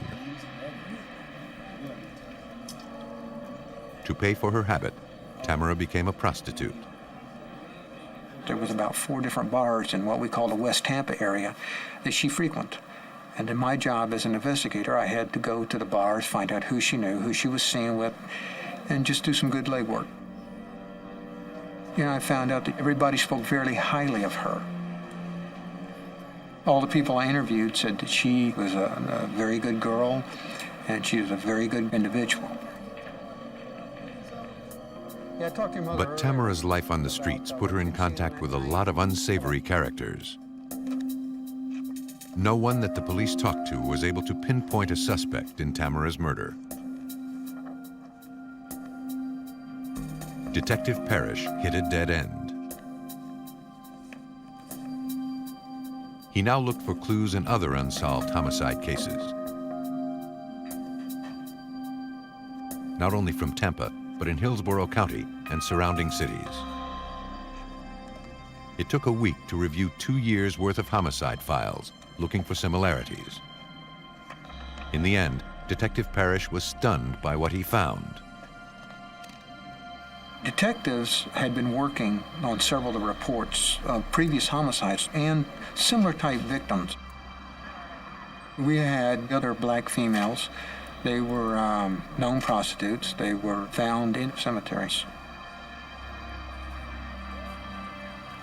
They were nude. They were all strangled. They had literature marks around their wrist, which means they had been either tied up or a restraining type device used on their wrist.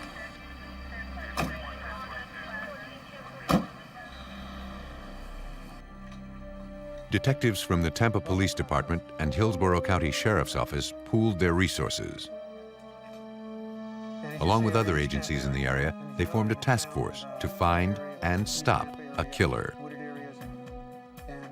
But the lack of physical evidence found at each of the crime scenes and the lifestyle of the victims made them difficult cases to solve. Detective Parrish was certain they were dealing with a serial killer. As soon as I get the information, I'll start looking at Somewhere in the Tampa area, he was waiting to strike again.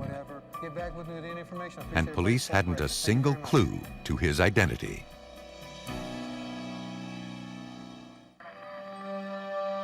Authorities in Tampa, Florida were certain they were dealing with a serial killer. 2 recent homicides bore striking similarities to a string of murders that went back over 2 years. Detective Robert Parrish knew they needed a suspect. But none of the investigators working the case had even a clue. All the other detectives were obviously involved in the other cases and were at different stages, but you know, nobody really had anything concrete that we could say 100% sure. Several of the other detectives had different leads that they were investigating. And Garden of Memories. News reports about the latest victim caught the attention of a potential witness. A man named Adam Childs contacted police. He told them that he knew Tamara Jones from the Tampa bar scene. He had seen her the night before her body was found in the cemetery. A dark truck approached Tamara on the street. She talked to the man inside.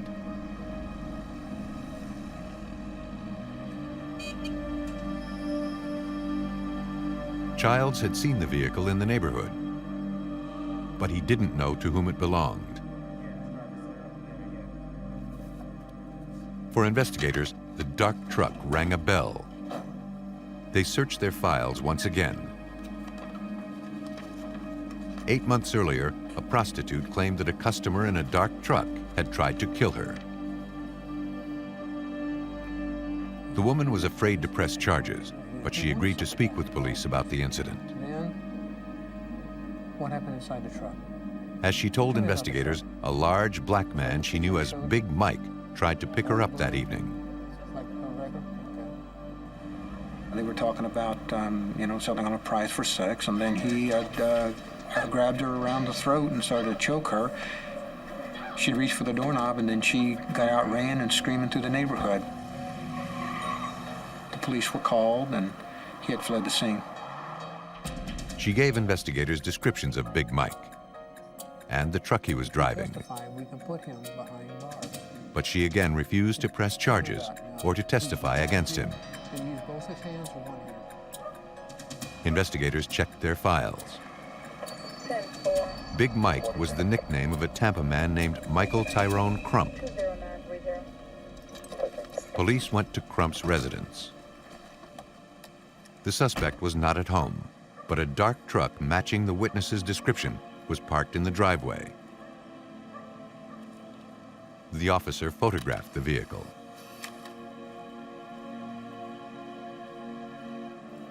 Detective Parrish then asked Adam Childs to come back to the station. I did what's called a photo pack. I took, 6 different pictures of different trucks, including this individual we now become to label as a suspect. And the witness immediately picked out the truck. Tampa police believed that Michael Tyrone Crump had committed at least 2 crimes, but they didn't have sufficient evidence to arrest him.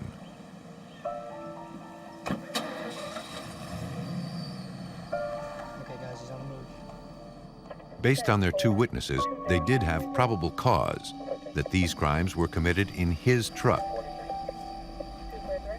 And police have the authority to seize a vehicle if they believe it was used for illegal activities and may contain evidence of those crimes.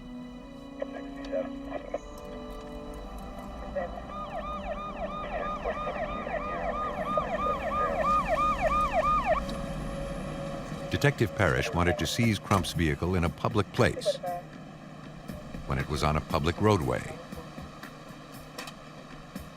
We stopped the truck on the city streets and informed the driver, who turned out to be Michael Tyrone Crump, that we needed his truck for evidence. It was used in a recent crime. You can contact me at. When we finish processing your truck, I'll give you a call. Crump remained calm, even when they asked if he knew Tamara Jones. Good luck. He said no. They informed him that he was not under arrest and that he was free to go. His truck was taken to the Pinellas County Sheriff's impound lot, where it was examined by trace evidence specialist Timothy Whitfield. As a part of searching the vehicle, we were charged with finding any and all evidence that might be in there, from the things that are visible to the things that might be invisible to the naked eye. Investigators first processed the vehicle for visible evidence. They found a woman's earring on the floor of the cab. Go ahead and put that in a bag. They also found a wooden device with a piece of rope attached called a garrote. Whitfield had no doubt as to its purpose. It could be used to wrap the hands or feet of victims. And of course, that's something that is unusual. Not everybody has that in their vehicle. And you would ask the question, well, why do you need this? What are you using it for if you're not using it as a restraint device? Hidden between the rubber matting and the tire wall, investigators found another clue.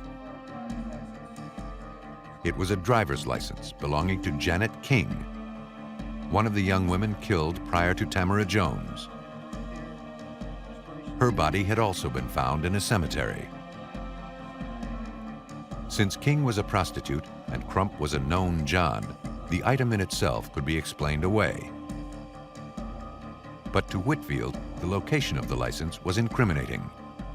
Either it was intentionally placed there by the suspect to hide it, or perhaps the victim put it there in hopes that in days to come someone would find something of her in that vehicle.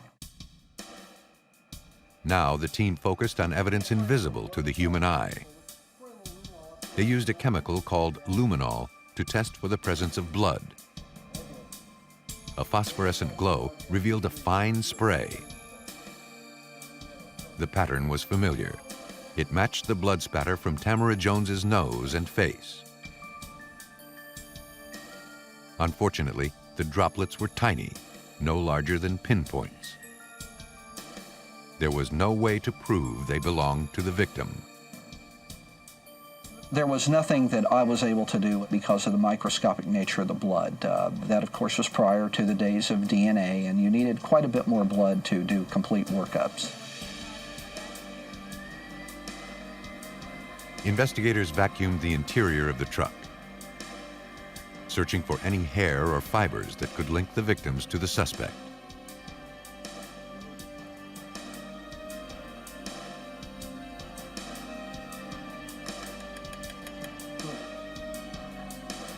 One intriguing find was a long knife hidden behind the front seat of the truck. Got a pretty good sized machete, looks like. That's pretty good size, but good surface though.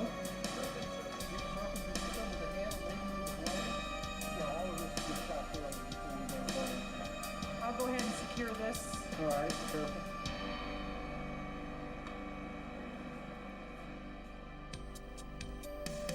In the laboratory, forensic examiners determined that the rope on the garrote was the same diameter as the ligature marks found on the wrists of the victims.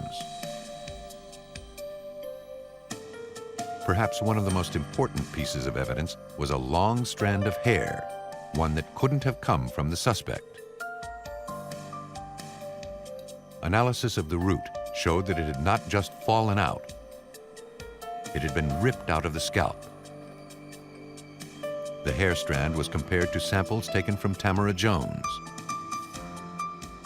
The color and texture didn't match. When it was compared with Janet King's hair, however, it matched. Both were colored with identical hair dye. Technicians were confident that they had come from the same person.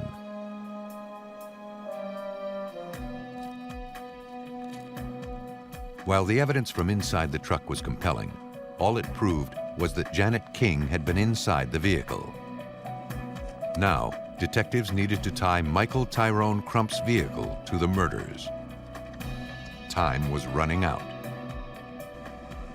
Without solid evidence, Crump would remain free, and more women could wind up dead.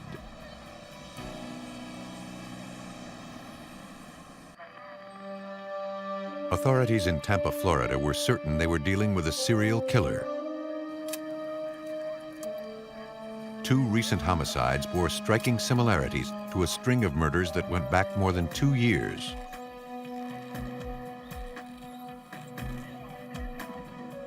Detective Robert Parrish needed to connect Tamara Jones' murder to suspect Michael Crump's truck. Tire tracks left at the scene were his best hope.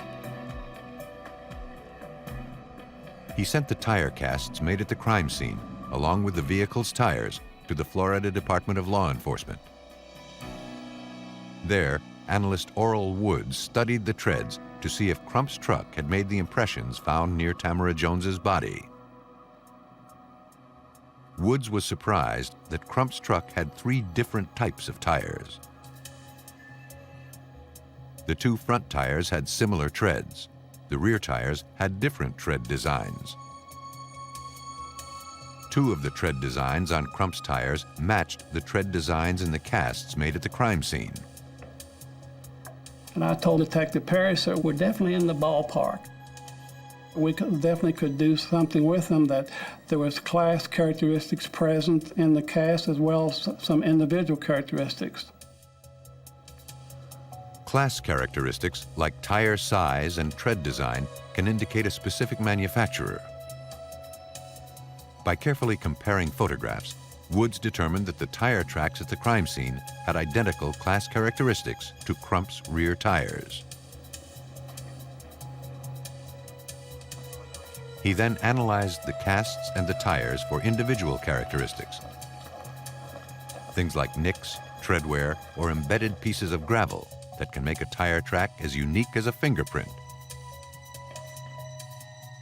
On the right rear tire, he found what he was looking for. I found one area on the tire that has some cuts and nicks, which I was also able to find on the plaster cast that was poured at the crime scene. I went one step further. I made a plaster cast of that area and recorded the same individual characteristics. Woods confirmed that the tire track found at the crime scene was made by the suspect's right rear tire. On February 7th, Michael Crump went to the Tampa Police Department to ask about getting his truck back. But first, Detective Parrish had some important questions for him. Like how a woman he'd been seen with on October 9th was found dead the next day, and why his tire tracks were found several feet from her body. Crump again denied knowing Tamara Jones. He claimed that he'd been working in the area and cut through the cemetery the night before the murder. Let me show you something, what was found in your truck. You see that? That's her license. And that was found But when the detective brought out one more piece of evidence, Janet King's driver's license, Crump was surprised and sensed that he had been caught. He's a big guy, and he slumped his shoulders down and looked down, which indicated to me that I had, with the license, showing him the license, that I had struck a nerve. Crump admitted to picking up Tamara Jones on the night in question. He claimed they fought and that Tamara had tried to stab him. He admitted to strangling her, but swore it was in self-defense. To the detective, Crump's version of her death could not explain the restraint device and ligature marks left on the victim. The evidence pointed to a well-planned MO that Crump had used before. Detectives next questioned Crump about the murder of Janet King. He admitted to once having picked her up, but claimed she left him within minutes. He said he knew nothing about the other 7 victims. They didn't buy his explanations. All indications are that because of the other black females turned up a similar type of death, that he was involved in those. We were able to tie him 100% to 2 of the homicides that were similar, but not enough evidence to tie him to the others. In separate trials, Crump was found guilty of the murders of both Tamara Jones and Janet King. He received 2 life sentences without the possibility of parole. The other murder cases remain officially unsolved. Michael Tyrone Crump attacked women he randomly selected from the streets. But in North Carolina, an innocent encounter with a stranger ends in violence and death.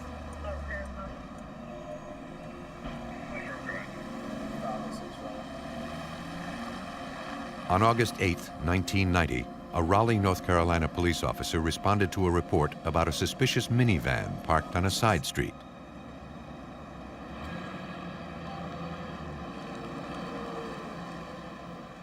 The officer called in the tag numbers. Tags Mary Young John 1971. The vehicle was registered to 24-year-old Katie Valoria, an employee at a nearby hospital. The previous evening, Katie's husband had reported her missing. The officer made a gruesome discovery. Inside the van was the new dead body of a young woman. As police cordoned off the area, crime scene investigators arrived on the scene. Detective John Beasley examined the van. Indications were looking through the windows. There was a struggle inside the van based on the fact that her shoes were located in the front part of the van. Her body is in the back of the van. Pantyhose were around her neck. They had been pulled tight. They weren't knotted or anything, but they were still tight around her neck. It was obvious she had been strangled. The victim's clothing and purse were missing. There was also evidence suggesting sexual assault. Investigators scoured the exterior of the van for clues. See that mud on the mat there? A canine team was called in to assist.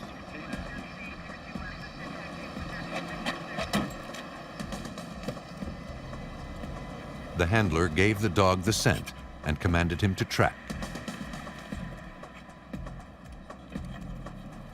The dog led the handler down the street and away from the van.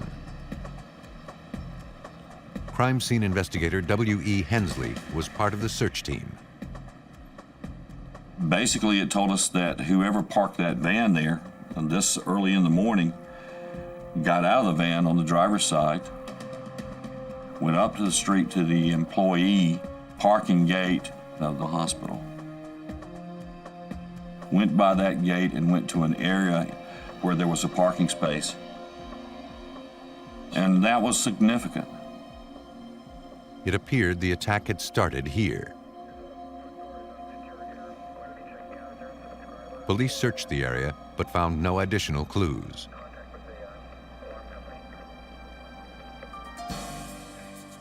The van was taken to the Raleigh police impound lot, where the body was removed for autopsy. I felt that in moving the van, we would remove the entire crime scene with the body in it and move it to a location where it could be processed properly.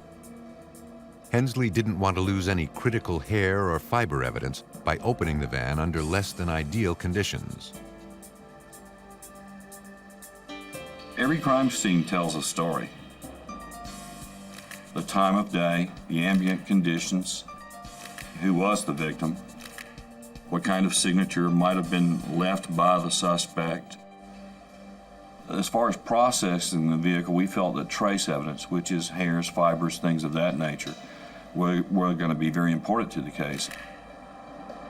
Of course, you never rule out the possibility of fingerprints or any other kind of impressions that you might get.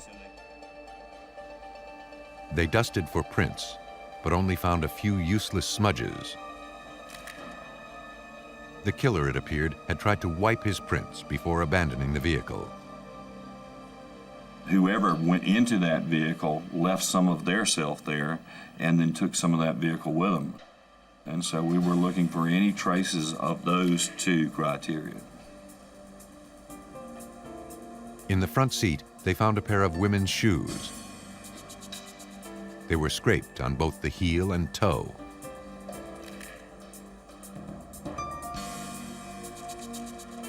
A set of jumper cables was also found in the front seat. The jumper cables indicated that possibly the victim was in the process of helping someone with a vehicle problem, probably in the parking lot. On the driver's floor mat, investigators spotted muddy footprints. There was an impression on these mats. It appeared to be that of a tennis shoe. We felt possibly that may be of value to us. But the mats had to be handled with extreme care. What we had to be concerned with is that the mats are flexible. In flexing the mats or moving them about much, you were going to actually distort the impression left in mud. So we had to keep them perfectly flat, place them in boxes and tape them over so that we could transport these without disturbing the impressions.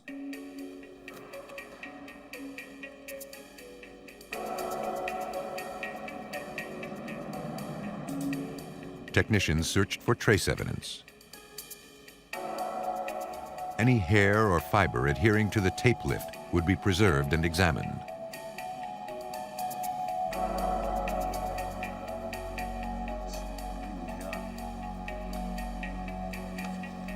They found some hairs embedded in the ceiling of the van. They were inconsistent with the victim's hair, which meant they could belong to her killer. Detectives theorized that the killer had climbed on top of the victim and rubbed his head against the ceiling of the van. Investigator Hensley began to piece together a profile of the killer. From all indications, he was in the employee parking lot and therefore may be associated with the victim to some extent in that they worked at the same place. At autopsy, the medical examiner observed contusions on the victim's neck and determined she had been strangled to death.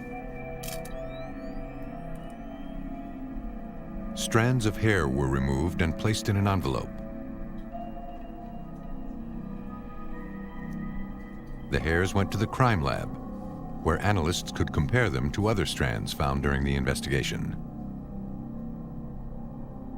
There was also evidence of sexual assault. The examiner collected samples of biological fluids found on the victim. A brutal rapist and violent killer was loose on the streets of Raleigh, North Carolina. Detectives had to find him before he could strike again. In North Carolina, police investigated the violent rape and murder of a 24-year-old wife and mother. With little information and no witnesses, detectives went to the hospital where Katie Valoria worked.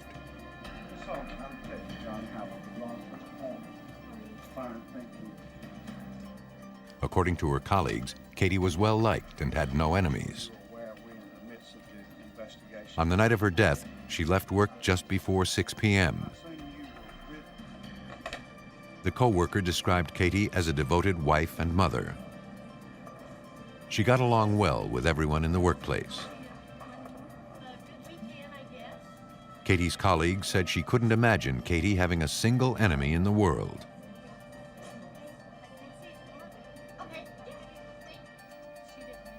A colleague who left moments later didn't see her or any strange individuals in the parking lot.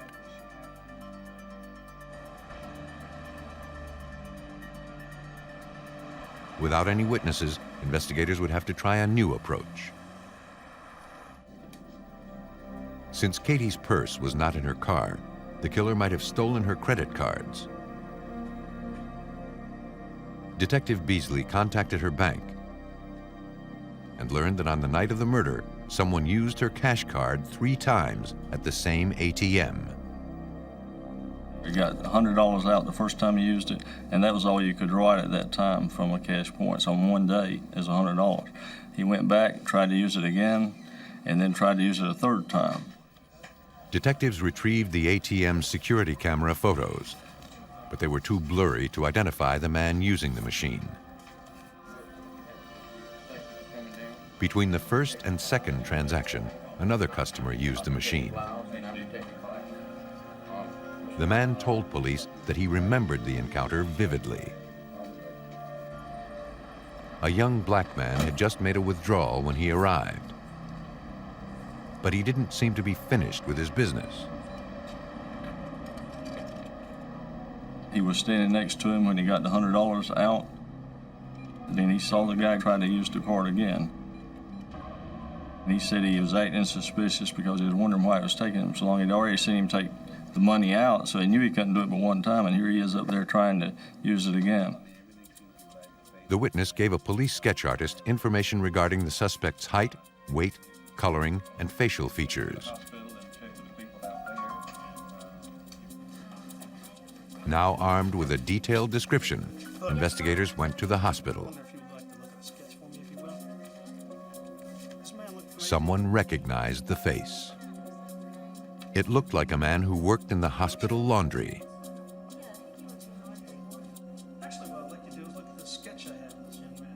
The laundry room supervisor confirmed that the picture resembled 23-year-old Michael Sexton. His timesheet showed that he'd been on the job the day of Katie's murder, but disappeared that afternoon. She said he returned around 6:30.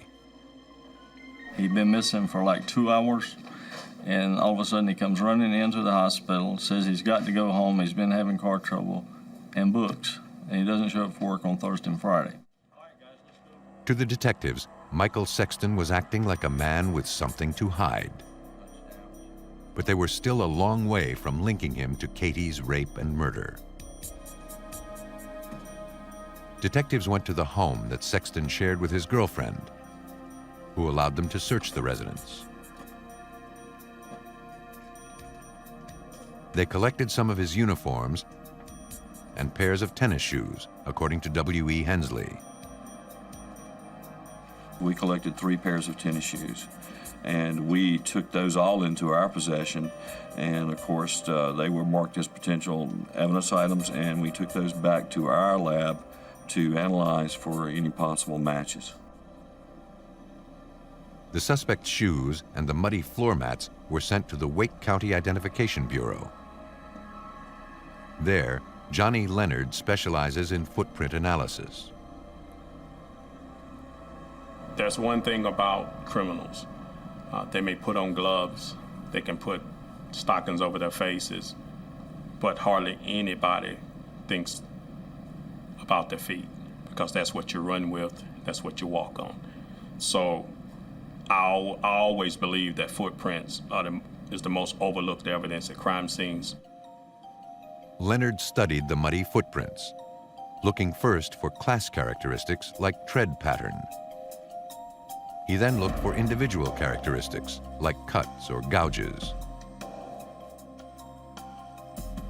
Next, he studied the 3 pairs of sneakers taken from the suspect's home. Looking at the footprints, I could easily say that 2 of the sets of shoes did not make those tracks, because you can obviously look at them and see that the class characteristics were not the same. But the 3rd pair was a similar size and make as the print from the crime scene. Leonard dusted the bottom of the shoe with magnetic powder. Then, with a wide piece of tape, he lifted the sole design and adhered it to a backing card.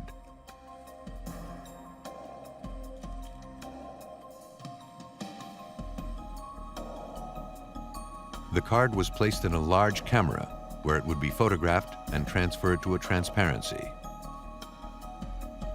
Once it was developed, they could lay the transparency over the photograph of the mat for a comparison.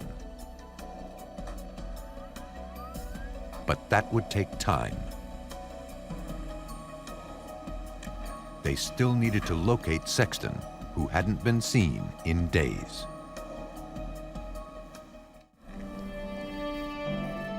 Detectives in North Carolina worked around the clock investigating the brutal murder of 24-year-old wife and mother, Katie Villoria.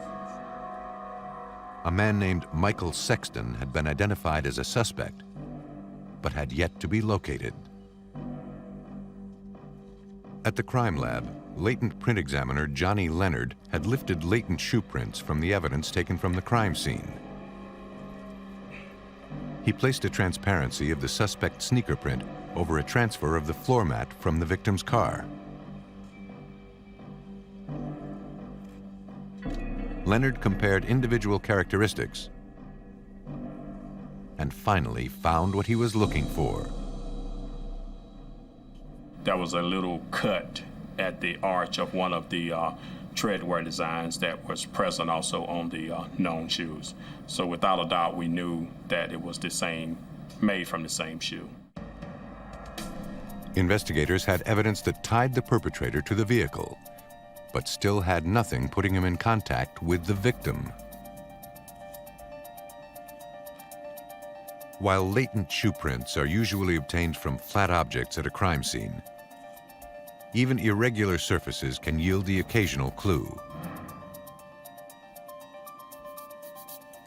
Leonard applied magnetic powder to the upper sole and heel of the victim's shoe.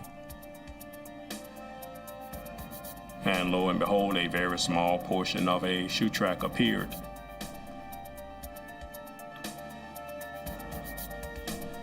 He set the partial shoe print on a backing card and compared it to the full-size print of the suspect's sneaker.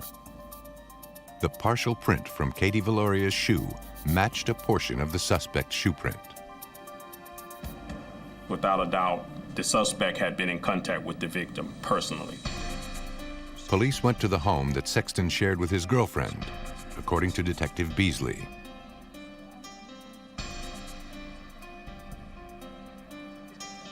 The detectives located Michael Sexton at that point.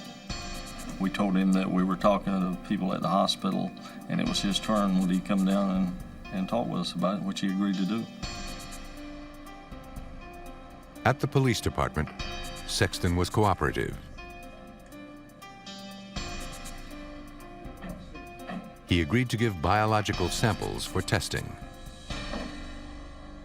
Sexton swabbed the inside of his mouth to give a DNA sample. And he willingly allowed for hairs to be taken. These two would be compared in the lab.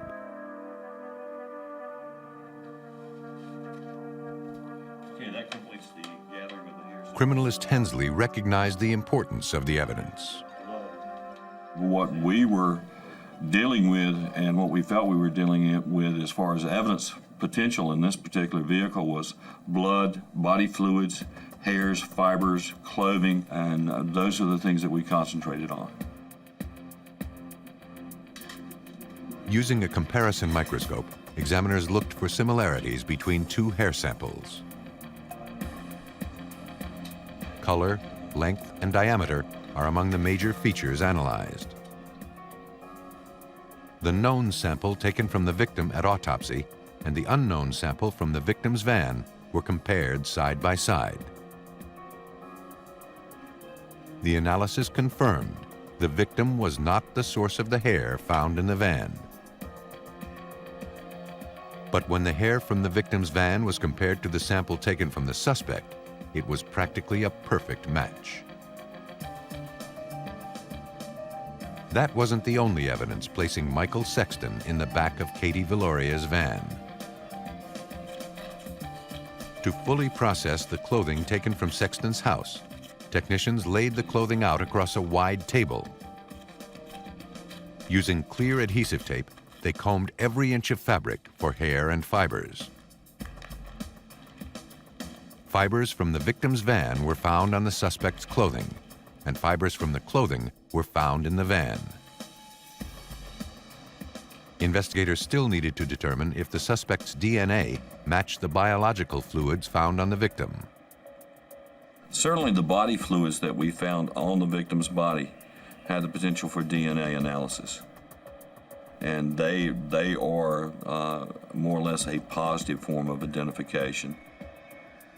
Other than fingerprints, if you can't find fingerprints, that certainly is one of the better forms of identification. To analyze the suspect's DNA samples, scientists used a process called electrophoresis to separate specific enzymes out of each sample. Certain enzymes vary from person to person. Electrophoresis utilizes an electric current to separate the enzymes for analysis. The sample is placed in a gel and a current is applied, causing the enzymes to move through the gel. Each enzyme moves a certain distinct distance, creating a pattern of bands. If two blood samples create the same pattern, it's probable they came from the same source. In this case, they matched. At the police station, detectives confronted Sexton with the evidence. He denied everything. As the interview went on, he kept digging a little bit deeper hole for himself and denying that he even knew her. And I think then he started looking for kind of an out, something that would make him look in the best light. Sexton told police that he was having car trouble. He said that the victim offered to drive him to his cousin's to get some jumper cables. And he said when he got around there that she consented to have sex with him, and then when they got in the back of the van, she changed her mind, and he knew she had seen his name tag and all that and was going to report him. Detectives knew there was more to the story.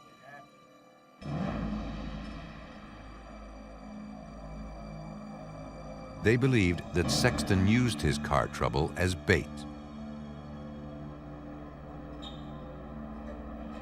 Fueled by a criminal appetite, he took advantage of Katie's kindness and overpowered her.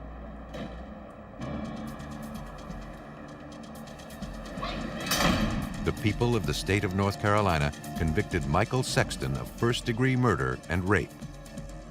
He received the death sentence and was executed in November 2001. When a killer and a victim share no personal history, detectives can find themselves working in the dark. But for investigators committed to finding justice, no piece of evidence is too small. Today, forensic science can uncover a murder and bring to light evidence of a lethal encounter.